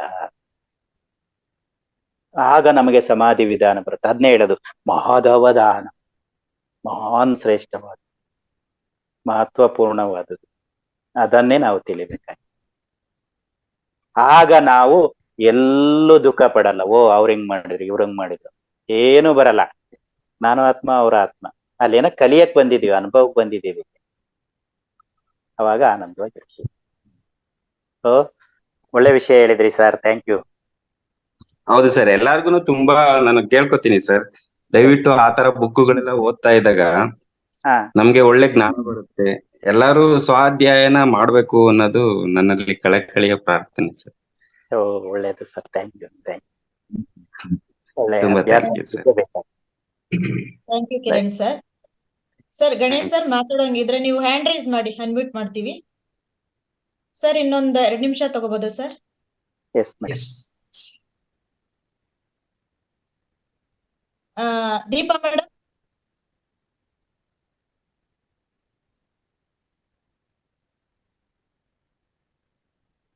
ಓಕೆ, ದೀಪಾ ಮೇಡಮ್ ಇಲ್ಲ ಅನ್ಸುತ್ತೆ. ಓಕೆ ಸರ್, ಎಲ್ಲರ ಲಕ್ಷ್ಮೀ ದೇವಿ ಮೇಡಮ್ ಲಕ್ಷ್ಮೀದೇವಿ ಮೇಡಮ್ ಮಾತಾಡ್ಬೇಕಂತೆ. ಹ್ಯಾಂಡ್ ರೈಸ್ ಮಾಡಿದ್ದೀರಾ? ದೀಪಾ ಅವರು ಮಾತಾಡಿದ್ರು. ನಮಸ್ತೆ ಗುರುಜಿ, ಹೇಳಿ. ದೀಪಾ ಮೇಡಮ್, ನೀವು ಪಿರಮಿಡ್ ವ್ಯಾಲಿಗೆ ಹೋಗಿ ಬಂದ್ಮೇಲೆ ಅನುಭವ ಶೇರಿಂಗ್ ಎಲ್ಲ ಆಯ್ತು, ಆದ್ರೆ ನಿಮ್ಮ ಮಾತಿಂದ ನಾವು ಅಲ್ಲಿ ಏನ್ ಎನರ್ಜಿ ಇತ್ತು, ನಿಮ್ಮ ಅನುಭವ ಏನಿದೆ ಅಂತ ನಾವು ಕೇಳಕ್ ಇಷ್ಟಪಡ್ತೀವಿ. ದಯವಿಟ್ಟು ಶೇರ್ ಮಾಡಿ. ಮೇಡಮ್, ಅದೊಂದು ಅಮೇಝಿಂಗ್ ಎಕ್ಸ್ಪೀರಿಯನ್ಸ್. ನಾನಂತೂ ಫೀಲ್ ಮಾಡ್ದೆ, ಯಾಕಂದ್ರೆ ಕೆಲವೊಂದು ಅನುಭವಗಳನ್ನ ಹೇಳ್ಕೊಳಕ್ ಆಗೋದಿಲ್ಲ, ಅನ್ಭವಿಸ್ಬೇಕು. ನಾನಂತೂ ತುಂಬಾನೇ ಅನ್ಭವಿಸ್ದೆ. ಅಲ್ಲಿ ಒಂದ್ ಪ್ರತಿಯೊಂದು ಮೊಮೆಂಟ್ ಸಹ ಒಂದೊಂದು ಅದ್ಭುತ ಅಂತಾನೆ ಹೇಳ್ಬೋದು. ಫಸ್ಟ್ ಗುರುಜಿ ನೋಡಿದ ತಕ್ಷಣ, ನಮ್ಮ ರಂಗನಾಥ್ ಗುರುಜಿ ನೋಡಿದ ತಕ್ಷಣ ನನ್ ಫುಲ್ ಖುಷಿ ಆಗ್ಬಿಡ್ತು. ಆಕ್ಚುಲಿ ಅವರು ಕ್ಲಾಸ್ ಮಾಡ್ಬೇಕಾದ್ರೆ ಇಲ್ಲಿ ಕಾಣಿಸ್ತಾರಲ್ಲ, ಆತರ ಇಲ್ವೇ ಇಲ್ಲ. ಅವ್ರ ಹತ್ರ ನಿಂತ್ಕೊಂಡ್ರೆ ಒಂದ್ ಪಾಸಿಟಿವ್ ಎನರ್ಜಿ. ತುಂಬಾ ದಿನ ಅದು ಎಂಜಾಯ್ ಮಾಡಿದೆ. ಪಿರಾಮಿಡ್ ಅಲ್ಲಿ ಅಂತೂ ಎವ್ರಿ ಮೊಮೆಂಟ್ ಒಂಥರ ಹೇಳ್ಕೊಳಕ್ ಆಗಲ್ಲ, ಅಷ್ಟೊಂದು ಸಂತೋಷ ಆಯ್ತು. ಅಲ್ಲಿ ಗುರುಜಿ ಇವ್ರು ಸ್ವಾಮಿ ಸರ್ ಇದ್ರು, ಮತ್ತೆ ಜಗದೀಶ್ ಸರ್ ಇದ್ರು, ಮತ್ತೆ ನಮ್ ಕೇಶವ ರೆಡ್ಡಿ ಸರ್ ಇದ್ರು, ಶ್ರೀರಾಮ್ಲು ಸರ್ ಇದ್ರು, ಎಲ್ಲಾರು ಸಿಕ್ರು. ಮತ್ತೆ ನಮ್ಗೆ ಕ್ಲಾಸ್ ಅಲ್ಲಿ ಮಾಡ್ಬೇಕಾಗಿದ್ದ ಸಂಜಯ್ ಪದ್ಕಿ, ಇವ್ರು ಸಂಜಯ್ ಧಾಮ್ಕೆ ಸರ್, ಆಮೇಲೆ ಬಾಲಕೃಷ್ಣ ಸರ್ ಎಲ್ಲಾರು ಸಿಕ್ಕಿದ್ರು. ಆಮೇಲೆ ಮನೋರಮ ಅಮ್ಮ ಸಿಕ್ಕಿದ್ರು. ಎಲ್ಲಾರ ಜೊತೆನೂ ಮಾತಾಡ್ಬೇಕಾದಾಗ ಏನೋ ಒಂದ್ ಪಾಸಿಟಿವ್ ಎನರ್ಜಿ ನಂಗೆ ಸಿಕ್ಕಂಗಾಯ್ತು. ಮತ್ತೆ ಅಲ್ಲಿ ಎಲ್ಲಾರ್ನು ನೋಡಿದ ತಕ್ಷಣ ಏನ್ ಅನಿಸ್ತು ಅಂದ್ರೆ, ನಮ್ಗೆ ಇದು ಇದು ಏನಂದ್ರೆ, ಇದು ಬರೀ ಪಿರಾಮಿಡ್ ವ್ಯಾಲಿಗ್ ನಾವ್ ಬಂದಿದೀವಿ ಅಂತ ಅನಿಸ್ಲಿಲ್ಲ ನಂಗೆ. ಅಲ್ಲಿ ಆತ್ಮಗಳ ಸಮ್ಮಿಲನ ಆಯ್ತು ಅಂತ ಅನಿಸ್ತು. ಪ್ರತಿಯೊಂದು ಆತ್ಮದಲ್ಲೂ ಸಂತೋಷನೇ ಕಾಣಿಸ್ತು ನನ್ಗೆ, ಅಷ್ಟು ಹೇಳ್ಬಲ್ಲೆ. ಯಾಕಂದ್ರೆ ನಾನ್ ಮಾತ್ರ ನನ್ನ ಒಳಗೆ ಇನ್ನರ್ ಫೀಲಿಂಗ್ಸ್ ಇಂದಾನೆ ನಾನು ತುಂಬಾನೇ ಎಂಜಾಯ್ ಮಾಡಿದೆ. ಅದು ತುಂಬಾನೇ ಖುಷಿ ಆಯ್ತು. ಅದೊಂಥರ ಹೆವನ್ ಅಂತ ಹೇಳ್ಬೋದು. ಪಿರಾಮಿಡ್ ವ್ಯಾಲಿ ಅನ್ನೋದು ಒಂದ್ ಹೆವನ್ ಅಂತ ಹೇಳ್ಬೋದು, ಸ್ವರ್ಗ ತರ ಇತ್ತು. ಬೆಂಗಳೂರಲ್ಲಿ ಅಂತ ಒಂದ್ ಪ್ಲೇಸ್ ಇದೆ ಅಂತ ನನ್ಗೆ ಗೊತ್ತಿರ್ಲಿಲ್ಲ, ಫಸ್ಟ್ ಟೈಮ್ ನಾನ್ ನೋಡ್ದೆ. ಮತ್ತೆ ಇನ್ನೊಂದು, ನನ್ಗೆ ಕೆಲವ್ರು ಜನ ಹೇಳ್ತಿದ್ರು, ನಾವ್ 3 ವರ್ಷ 4 ವರ್ಷದಿಂದಾನು ನಾವ್ ಇದು ಇದ್ರಲ್ಲಿ ಇದೀವಿ, ಧ್ಯಾನ ಸಾಧನೆಯಲ್ಲಿ ಇದೀವಿ, ನಾವೇ ಪಿರಾಮಿಡ್ ವ್ಯಾಲಿಗ್ ಹೋಗಿಲ್ಲ. ನೀವು ಒಂದು 3.5 months ಇಂದ ನೀವ್ ಬಂದಿದ್ದೀರಾ ಅಂದ್ರೆ ನೀವ್ ಎಷ್ಟ್ ಲಕ್ಕಿ ಇದ್ದೀರಾ ಅಂತ ನನ್ಗೆ ಕೆಲವು ಜನ ಅಪ್ರಿಶಿಯೇಟ್ ಮಾಡಿದ್ರು, ಅಲ್ಲಿ ನಮ್ ಜೊತೆ ಇದ್ದವರೆಲ್ಲ. ನನ್ಗೆ ಖುಷಿ ಆಯ್ತು. ಅದಕ್ಕೆ ನಮ್ಗೆ ರಂಗನಾಥ್ ಗುರುಜಿ ಅವಕಾಶ ಮಾಡ್ಕೊಟ್ರು. ಅದಕ್ಕೆ ನಾನು ಹಾರ್ಟ್ಫುಲ್ ನಾನ್ ಥ್ಯಾಂಕ್ಸ್ ಹೇಳ್ತೀನಿ ರಂಗನಾಥ್ ಗುರುಜಿಗೆ. ಥ್ಯಾಂಕ್ ಯು ಸೋ ಮಚ್ ಗುರುಜಿ. Thank you madam. ನೀವು ಅದ್ಭುತವಾದ ಸೇವೆ ಮಾಡಿದ್ರಿ ಅಲ್ಲಿ ಸ್ಟಾಲ್ ಹತ್ರ, ಮತ್ತೆ ಎಲ್ಲ ಅದಕ್ಕೂ ನಿಮ್ಗೆ ಧನ್ಯವಾದಗಳು. ಇಲ್ಲ ಗುರುಜಿ, ನಾನು ಆಕ್ಚುಲಿ ಸ್ಟಾಲ್ ಹತ್ರ ತುಂಬಾ ಹೊತ್ತು ಇರ್ಲಿಲ್ಲ. ನನ್ಗೆ ಆಕ್ಚುಲಿ ಪಿರಾಮಿಡ್ ಅಲ್ಲಿ ಏನೇನ್ ಕ್ಲಾಸ್ ನಡೆಯುತ್ತೆ, ಅಲ್ಲಿ ಏನೇನ್ ಅಂತ ತಿಳ್ಕೊಬೇಕಾಗಿತ್ತು. ಬಟ್ ಎಲ್ಲಾರ್ದುನು ಅಲ್ಲಿ ಸ್ಪೀಚ್ ಎಲ್ಲ ಚೆನ್ನಾಗಿತ್ತು, ಕಲ್ಚರಲ್ ಆಕ್ಟಿವಿಟೀಸ್ ಸಹ ತುಂಬಾನೇ ಚೆನ್ನಾಗಿತ್ತು. ಅಂದ್ರೆ ನಾನ್ ಫಸ್ಟ್ ಟೈಮ್ ಬಂದಿದ್ದೀನಲ್ಲ, ಅಲ್ಲಿ ಏನೇನ್ ನಡೀತಾ ಇದೆ ಅನ್ನೋದ್ ನೋಡ್ಬೇಕಾಗಿತ್ತು. ಸೊ ಅದಕ್ಕೋಸ್ಕರ ನಂಗೆ ತುಂಬಾ ಹೊತ್ತು ಸ್ಟಾಲ್ ಅಲ್ಲಿ ಇರಕ್ ಆಗ್ಲಿಲ್ಲ. ಸಾರಿ ಗುರುಜಿ. ಎಷ್ಟು ಅನುಕೂಲ ಆದ್ರೆ ಅಷ್ಟು, ಅದ್ರಲ್ಲಿ ಏನು ಅದಕ್ಕ ಯಾವ್ದು ಪ್ರಚಾತಾಪ ಇಲ್ಲ. ಎಷ್ಟು ಅನುಕೂಲ ಆದ್ರೆ ಅಷ್ಟು ಮಾಡಿದ್ರೆ ಸಾಕು. ಸೇವಾ ಅನ್ನೋದು ಅಷ್ಟೇ, ನಿಮ್ಗೆ ಎಷ್ಟು ಅನಿಸ್ತದೋ ಅಷ್ಟು ಮಾಡ್ಬೇಕು, ಅದೇ ಸೇವಾ ಅನ್ನೋದು. ಕಷ್ಟದಿಂದ ಸೇವೆ ಮಾಡೋದು ಸೇವೆ ಆಗಲ್ಲ. ಕಷ್ಟದಿಂದ ಇಲ್ಲಾಂದ್ರೆ ಒಂಥರ ಬೇರೆ ನಕಾರಾತ್ಮಕ ಭಾವದಿಂದ ಸೇವೆ ಯಾವಾಗಲೂ ಮಾಡಬಾರ್ದು. ನೀವು ಹ್ಯಾಪಿಯಾಗಿ ಖುಷಿಯಾಗಿರುವಾಗ ಎಷ್ಟು ಸೇವೆ ಆಗುತ್ತೋ ಅಷ್ಟು ಸೇವೆ ಮಾಡ್ಬೋದು. ಇನ್ನೊಬ್ರು ಬರ್ತಾರೆ, ನೀವು ಹೋದ್ಮೇಲೆ ಇನ್ನೊಬ್ರು ಬರ್ತಾರೆ. ಸೊ ನಾನು ಹೋದ್ಮೇಲೆ ಇನ್ನೊಬ್ರು ಬರ್ತಾರೆ. ಈಗ ಪದವಿ ಸಾಲ ಹೋದ್ಮೇಲೆ ಎಲ್ಲರೂ ಬಂದಿದ್ದಾರೆ. ಅದೇ ತರ ಪ್ರತಿಯೊಬ್ರು. ಸೊ ಅವರು ಮುಂದಕ್ಕೆ ಹೋದ್ರೆ ಇನ್ನೊಬ್ರು ಬರ್ತಾ ಇರ್ತಾರೆ. ಅದ್ರ ಬಗ್ಗೆ ನಾವು ಯೋಚನೆ ಮಾಡೋದು ಬೇಡ. ನೀವು ನಿಮ್ಮ ಅಂತರಾತ್ಮದಲ್ಲಿ ಆನಂದವಾಗಿರೋದೇ ಮುಖ್ಯ. ಎಲ್ಲಿದ್ರು ಪರವಾಗಿಲ್ಲ, ಸೇವೆ ಮಾಡ್ತಾ ಇದ್ರಿ, ಇಲ್ಲಾಂದ್ರೆ ಪಿರಮಿಡ್ ಒಳಗೆ ಇದ್ರಿ, ಇಲ್ಲಾಂದ್ರೆ ನೀವು ಒಳ್ಳೆ ಪಾಠ ಕೇಳಿಸ್ಕೊಂತಾ ಇದ್ರಿ, ಯಾವುದೇ ಮಾಡಿದ್ರು ಆನಂದವಾಗಿರೋದು ಮುಖ್ಯ. ಓಕೆ, ಆತ್ಮದಲ್ಲಿ ಆನಂದ ಇಟ್ಕೋಬೇಕು ಅಷ್ಟೇ. ನಾನು ಆಕ್ಚುಲಿ ತುಂಬಾ ಟೈಮ್ ಸ್ಪೆಂಡ್ ಮಾಡಿದ್ದು ಪಿರಾಮಿಡ್ ಅಲ್ಲೇನೆ. ನಾನು ತುಂಬಾ ಟೈಮ್ ಸ್ಪೆಂಡ್ ಮಾಡ್ತೀನಿ. ನಾನು ರೂಮ್ ಅಂತ ಹೆಸರಿಗೆ ತಗೊಂಡ್ರು ಸಹ ನಾ ಪಿರಾಮಿಡ್ ಅಲ್ಲೇನೆ ತುಂಬಾ ಹೊತ್ತು ಅಲ್ಲೇ ಟೈಮ್ ಸ್ಪೆಂಡ್ ಮಾಡಿದ್ದು. ಓನ್ಲಿ ಸ್ನಾನಕ್ ಮಾತ್ರ ಅಲ್ಲಿಗೆ ಹೋಗ್ತಾ ಇದ್ದಿದ್ದು ಅಷ್ಟೇನೆ, ತುಂಬಾ ಟೈಮ್. ಮತ್ತೆ ಅಲ್ಲಿ ಒಂದು ಕಿಂಗ್ ಚೇಂಬರ್ ಅಂತ ಇದೆ, ಅಲ್ಲಿ ಕುತ್ಕೊಂಡಾಗ ನಂಗೆ ಒಂದ್ ಎಕ್ಸ್ಪೀರಿಯನ್ಸ್ ಹೇಳ್ತೀನಿ ಗುರುಜಿ. ಅಲ್ಲಿ ಕುತ್ಕೊಂಡಾಗ ನಂಗೆ ಒಂಥರ ಜೋಕಾಲಿಲಿ ಸ್ವಿಂಗ್ ಮಾಡ್ದಂಗ ಆಯ್ತು. ತುಂಬಾನೇ ಒಂಥರ ವೈಬ್ರೇಷನ್ ತುಂಬಾನೇ ಚೆನ್ನಾಗಿದೆ ಅಲ್ಲಿ ಕಿಂಗ್ ಚೇಂಬರ್ ಅಲ್ಲಿ. ನನಗೆ ತುಂಬಾ ಒಂದ್ 4-5 ಸರಿನೇ, ನಾ ಒಂದು ಡೇಗೆನೆ 4-5 times ಹೋಗಿದ್ದೆ ನಾನು ಕಿಂಗ್ ಚೇಂಬರ್ಗೆ. ಅದು ನನ್ ಲಕ್ಕೋ ಏನೋ ಗೊತ್ತಿಲ್ಲ, ನನ್ಗಂತೂ ಬೇಗ ಸಿಕ್ಕಿತ್ತು. ಎವ್ರಿ 20 minutes ಚೇಂಜ್ ಮಾಡ್ತಾ ಇದ್ರು. ನಾನು ಪ್ರತಿ ಒಂದು 3 hours ಅಲ್ಲಿ ನಾನು 2 times ಹೋಗಿದ್ದೆ. ಅಲ್ಲಿ ಕುತ್ಕೊಂಡವರೆಲ್ಲ ಹೇಳ್ತಿದ್ರು, ನಿಮ್ಗೆ ಎಷ್ಟು ಬೇಗ ಸಿಕ್ತಿದ್ಯಲ್ಲ ಅಲ್ಲಿ ಮೇಲ್ ಹೋಗೋಕೆ ಕಿಂಗ್ ಚೇಂಬರ್ಗೆ. ಆಕ್ಚುಲಿ ಅಲ್ಲಿ ಕ್ಯೂ ಇತ್ತು, ನಂಗೆ ಬೇಗ ಸಿಕ್ದು. ನಾನು ಅದನ್ನ ನನ್ ಲಕ್ ಅಂತ ಅನ್ಕೊಳ್ತೀನಿ. ಕಿಂಗ್ ಚೇಂಬರ್ ಅಲ್ಲಿ ನಾನು 3 days ಅಲ್ಲಿ ಸುಮಾರು ಒಂದು 10 to 12 times ನಾನು ಅಲ್ಲಿಗೆ ಹೋಗಿದ್ದೀನಿ. 20 minutes ನಾನು ಅಲ್ಲಿ ಮೆಡಿಟೇಷನ್ ಮಾಡಿದೆ. ತುಂಬಾ ವೈಬ್ರೇಷನ್ ಇದೆ ಅಲ್ಲಿ ಮಾತ್ರ. ಒಂಥರ ಜೋಕಾಲಿಲಿ ತೂಗ್ದಂಗ ಆಗುತ್ತೆ ಅಲ್ಲಿ ಮೇಲ್ ಕುತ್ಕೊಂಡು ನಾವು ಮೆಡಿಟೇಷನ್ ಮಾಡಿದಾಗ. ತುಂಬಾ ಪಾಸಿಟಿವ್ ಎನರ್ಜಿ ಇತ್ತು. ನಾನು ಅಲ್ಲೇ ಸಹ ಮಲ್ಕೊಂಡೆ 3 days ಅಲ್ಲಿ ನಾನು ಮಲ್ಕೊಂಡಿದ್ದೆ. ತುಂಬಾನೇ ಖುಷಿ ಆಯ್ತು ಗುರುಜಿ. ಈ ಒಂದು ಅವಕಾಶ ನೀವು ನಂಗೆ ಕೊಟ್ರಿ, ಅದಕ್ಕೆ ನಾನು ನಿಮ್ಗೆ ಹಾರ್ಟ್ಫುಲ್ ಥ್ಯಾಂಕ್ಸ್ ಹೇಳ್ತೀನಿ ಗುರುಜಿ. Thank you so much. Yes. Thank you. Kiran Kumar ಅವರು ಅವರ ಅನುಭವ ಹಂಚ್ಕೋಬಹುದು. ಅವರು ಪಿರಮಿಡ್ ವ್ಯಾಲಿ ಅದನ್ನ ದರ್ಶನ ಮಾಡಿದ್ದಾರೆ, ಮತ್ತೆ ಪಿರಮಿಡ್ ವ್ಯಾಲಿಯಲ್ಲಿ ಅವರು ಇದ್ರು, ಅವರು ಸೇವೆ ಮಾಡಿದ್ದಾರೆ ಮಾತಾರ್ ಫೌಂಡೇಶನ್ ಮತ್ತೆ ಪಿರಮಿಡ್ ವ್ಯಾಲಿಗೆ. ದಯವಿಟ್ಟು ನಿಮ್ಮ ಅನುಭವ ಹಂಚ್ಕೊಳ್ಳಿ ಕಿರಣ್ ಕುಮಾರ್ ಅವರು. ಮಾತಾಡಿ ಸರ್, ಅನ್ಮ್ಯೂಟ್ ಆಗಿದೆ ಕಿರಣ್ ಸರ್. ಗುರುಗಳೇ ನಮಸ್ತೆ. ನಾನು ಆಕ್ಚುಲಿ ನಿಮ್ಮ ನೋಡಕ್ಕೆ ಅಂತಾನೆ ಬಂದಿದ್ದು. ಆಕ್ಚುಲಿ ನನ್ಗೆ ಪಿರಮಿಡ್ ಒಳಗಡೆ ಹೋಗಿ ಧ್ಯಾನ ಮಾಡೋದ್ಕಿಂತ ನಿಮ್ ಪಕ್ಕದಲ್ಲೇ ನಿಂತಿದೆ ನಾನು, ಶಾಪ್ ಕ್ಲೋಸ್ ಆಗೋವರೆಗೂ. ನನ್ಗೆ ಆಕ್ಚುಲಿ ನಿಮ್ಮ ಹತ್ರ ನನ್ಗೆ ತುಂಬಾ ಜ್ಞಾನ ಸಿಕ್ತು ಅಲ್ಲಿ. ನಿಮ್ ಜೊತೆ ಮಾತಾಡ್ತಾ ನಿಮ್ಮಲ್ಲಿ ಇದ್ದಾಗ ಒಂದು ವೈಬ್ರೇಷನ್ ನನ್ಗೆ ತುಂಬಾ ಖುಷಿ ಆಯ್ತು. ನಿಮ್ ಜೊತೆ ಆ ಟೈಮ್ ಅನ್ನ ಕಳೆದಿದ್ಕೆ, ನೀವು ನಮ್ ಜೊತೆ ಇದ್ದಿದ್ಕೆ ನಾನು ತುಂಬಾ ಥ್ಯಾಂಕ್ಸ್ ಹೇಳ್ತೀನಿ. ನನ್ಗೆ ಪಿರಮಿಡ್ ವ್ಯಾಲಿ ಒಳಗಡೆ ನಾನು ಅವಾಗವಾಗ ಹುಣ್ಣಿಮೆಗೆಲ್ಲ ಹೋಗ್ತಾ ಇರ್ತೀವಿ ಸರ್. ನನ್ಗೇನು ಅಂತಂದ್ರೆ ನಿಮ್ ಜೊತೆ ನಾನು ಆನ್ಲೈನ್ ಮುಖಾಂತರ ಅಷ್ಟೇನೆ ನಿಮ್ ಹತ್ರ ಮಾತಾಡ್ತಾ ಇದ್ದಿದ್ದು. ಆ ಒಂದು ದಿನ ನಿಮ್ ಜೊತೆ ಸ್ವಲ್ಪ ಗಂಟೆಗಳ ಕಾಲ ಒಂದು ಸೇವೆ ಮಾಡೋ ಅವಕಾಶ ಸಿಕ್ತು. ಆ ಸೇವೆ ಮಾಡೋ ಅವಕಾಶ ಕೊಟ್ಟಿದ್ಕೆ ತುಂಬಾ ಧನ್ಯವಾದಗಳು ಸರ್. ಒಳ್ಳೊಳ್ಳೆ ಅವ್ರನ್ನ ಎಲ್ಲಾರ ಜೊತೆ ಅಂದ್ರೆ ಅದು ಒಂದು ಮಹಾಸಾಗರ ಇದ್ದಂಗಿತ್ತು. ಅದ್ರೊಳಗಡೆ ಎಲ್ಲ ನಾವು ಮಿಂದ್ಬಿಟ್ಟು ಬಂದಿದೀವಿ ಅನ್ನೋ ತರ ನನಗೂನು ಒಂದ ಒಳ್ಳೆ ಅನುಭವ ಆಯ್ತು ಗುರುಗಳೇ. Thank you. Thank you Kiran sir. ನೀವು ನಿಜವಾಗ್ಲೂ ಅದೃಷ್ಟವಂತರು ಅಂತ ಭಾವಿಸ್ತಾ ಇದೀವಿ sir. Thank you sir. Lakshmi Devi madam, unmute ಮಾಡ್ಕೊಂಡು ಮಾತಾಡಿ. ಎಲ್ರಿಗೂ ನಮಸ್ಕಾರ. ನಾವು ಪಿರಮಿಡ್ ವ್ಯಾಲಿ ಹೋಗ್ಬೇಕು ಅಂತ ಅನ್ಕೊಂಡಿದ್ದು, ಬಟ್ ಕ್ಷಣದಲ್ಲಿ ಸ್ವಲ್ಪ ಅಚಾನಕ್ಕಾಗಿ ತೊಂದರೆಗೆ ಹೋಗಕ್ಕಾಗ್ಲಿಲ್ಲ. ಬಟ್ ನಿಮ್ಮ ಅನುಭವ ಕೇಳ್ತಾ ಇದ್ರೆ ನನ್ನ ಮನಸ್ಸಿಗೆ ಒಂಥರ ನಾವೇ ಅನುಭವಿಸ್ತಾ ಇದೀವಿ ಅನ್ನೋ ಅನುಭವ ಬರ್ತಾ ಇದೆ. ನಿಮ್ಮ ಹೋಗಿ ಬಂದ ಅನುಭವ ನೋಡ್ತಾ ಇದ್ದೀವಿ, ನಂಗೆ ತುಂಬಾ ಖುಷಿ ಆಗ್ತಿದೆ. ಅಲ್ಲಿ ಹೋಗಿ ಪ್ರತ್ಯಕ್ಷವಾಗಿ ಇದ್ರೆ ತುಂಬಾ ಖುಷಿ ಆಗ್ತಿತ್ತು. ಇಲ್ಲಾದ್ರೂ ಕೂಡ ಅವ್ರು ಹೋಗಿ ಬಂದ್ರಲ್ಲ, ನಮ್ಗೆ ಅಷ್ಟೇ ಸಾಕು ಪುಣ್ಯ ಆಗ್ತಾ ಇದ್ದಾರೆ ಮೇಡಮ್. ತುಂಬಾ ಖುಷಿ ಆಗ್ತಿದೆ ಅವ್ರ ಅನುಭವ ಕೇಳ್ತಿದ್ರೆ ನಾವೇ ಅಲ್ಲಿ ಇದೀವಿ ಅನ್ನೋ ಭಾವನೆ ಬರ್ತಾ ಇದೆ. ತುಂಬಾ ಎಲ್ರಿಗೂ ಧನ್ಯವಾದ. ಅದು ರಂಗನಾಥ್ ಸರ್ಗಂತೂ ನಮ್ಗೆ ತುಂಬಾ ಧನ್ಯವಾದ. ನಮ್ಗೆ ಹೋಗಕ್ ಆಗ್ಲಿಲ್ಲ, ಆದ್ರೂ ಕೂಡ ನಮ್ಮ ಮನೇಲಿ ಕೂತ್ಕೊಂಡು ಅದನ್ನ ನೋಡ್ದು ಅನುಭವಿಸಿದ್ವಲ್ಲ, ನಮ್ಗೆ ಅಷ್ಟು ಸಾಕು ಅಂತ ತುಂಬಾ ಖುಷಿ ಆಗ್ತದೆ ಮೇಡಮ್. ಅವ್ರ ಅನುಭವ ಕೇಳ್ತಾ ಖುಷಿ ಆಗುತ್ತೆ. ನಮಸ್ತೆ, ಎಲ್ರಿಗೂ ನಮಸ್ಕಾರ. ಅನುಭವ ಕೇಳ್ತಿದ್ರೆ ಮೈ ರೋಮಾಂಚ ಆಗ್ತದೆ ಮೇಡಮ್, ನಮ್ಗೆ ಎಲ್ಲರ ಅನುಭವ ಕೇಳ್ತಾದ್ರೆ. ಧನ್ಯವಾದಗಳು. ನಿಜ ಮೇಡಮ್, ನಿಮ್ ಮಾತಿನಲ್ಲೇ ಗೊತ್ತಾಗ್ತಾ ಇದೆ. ದೀಪಾ ಮೇಡಮ್ ಹೇಳಿದ್ರು ಆತ್ಮಗಳ ಒಂದು ಸಮ್ಮಿಲನ ಅಲ್ಲಾಯ್ತು ಅಂತ.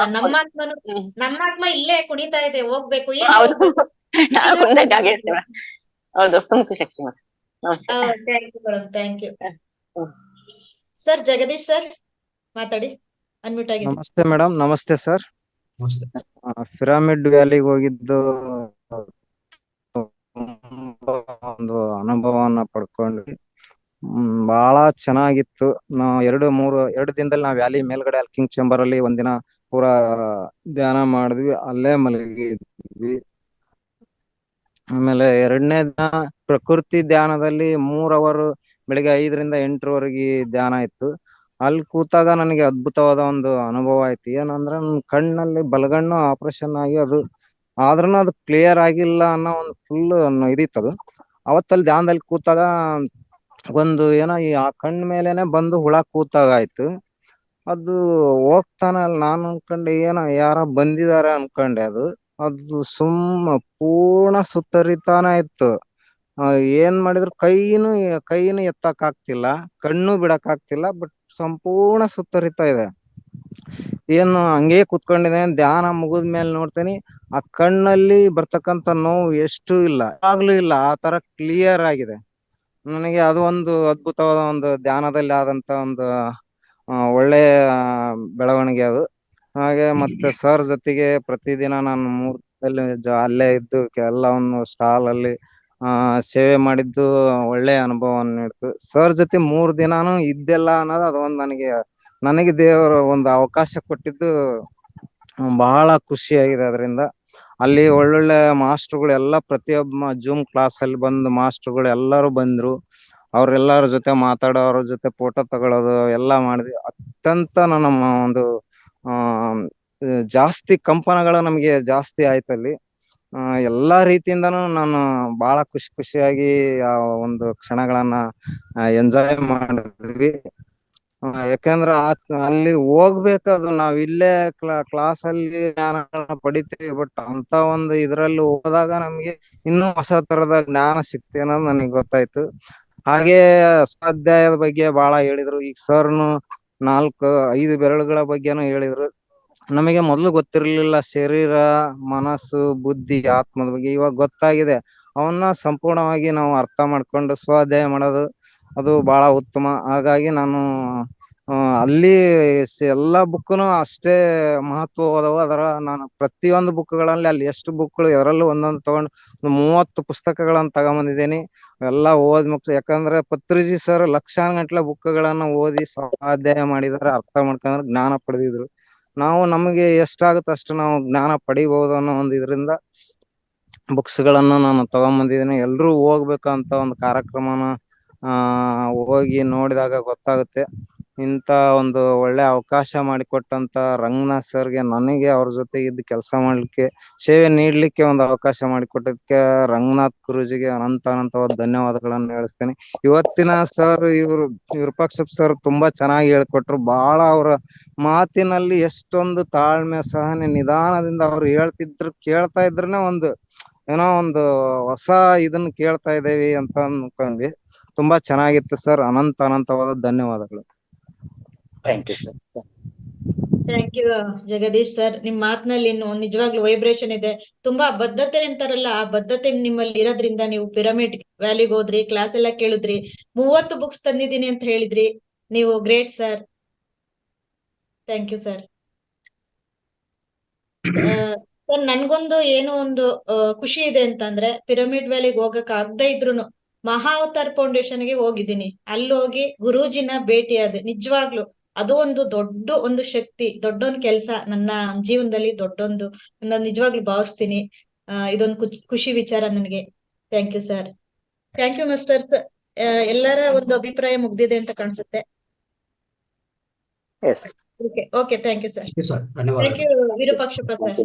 ಧನ್ಯವಾದಗಳು. ರಂಗನಾಥ್ ಸರ್, ತುಂಬಾ ಧನ್ಯವಾದಗಳು. ಒಳ್ಳೆ ಕೆಲಸ, ಒಳ್ಳೆ ಸೇವೆ ನಡೀತಾ ಇದೆ. ತುಂಬಾ ಚೆನ್ನಾಗಾಗ್ಲಿ ಅಂತ ಹೇಳಿ ಆಶಿಸ್ತಾ ಧನ್ಯವಾದಗಳು. Thank you.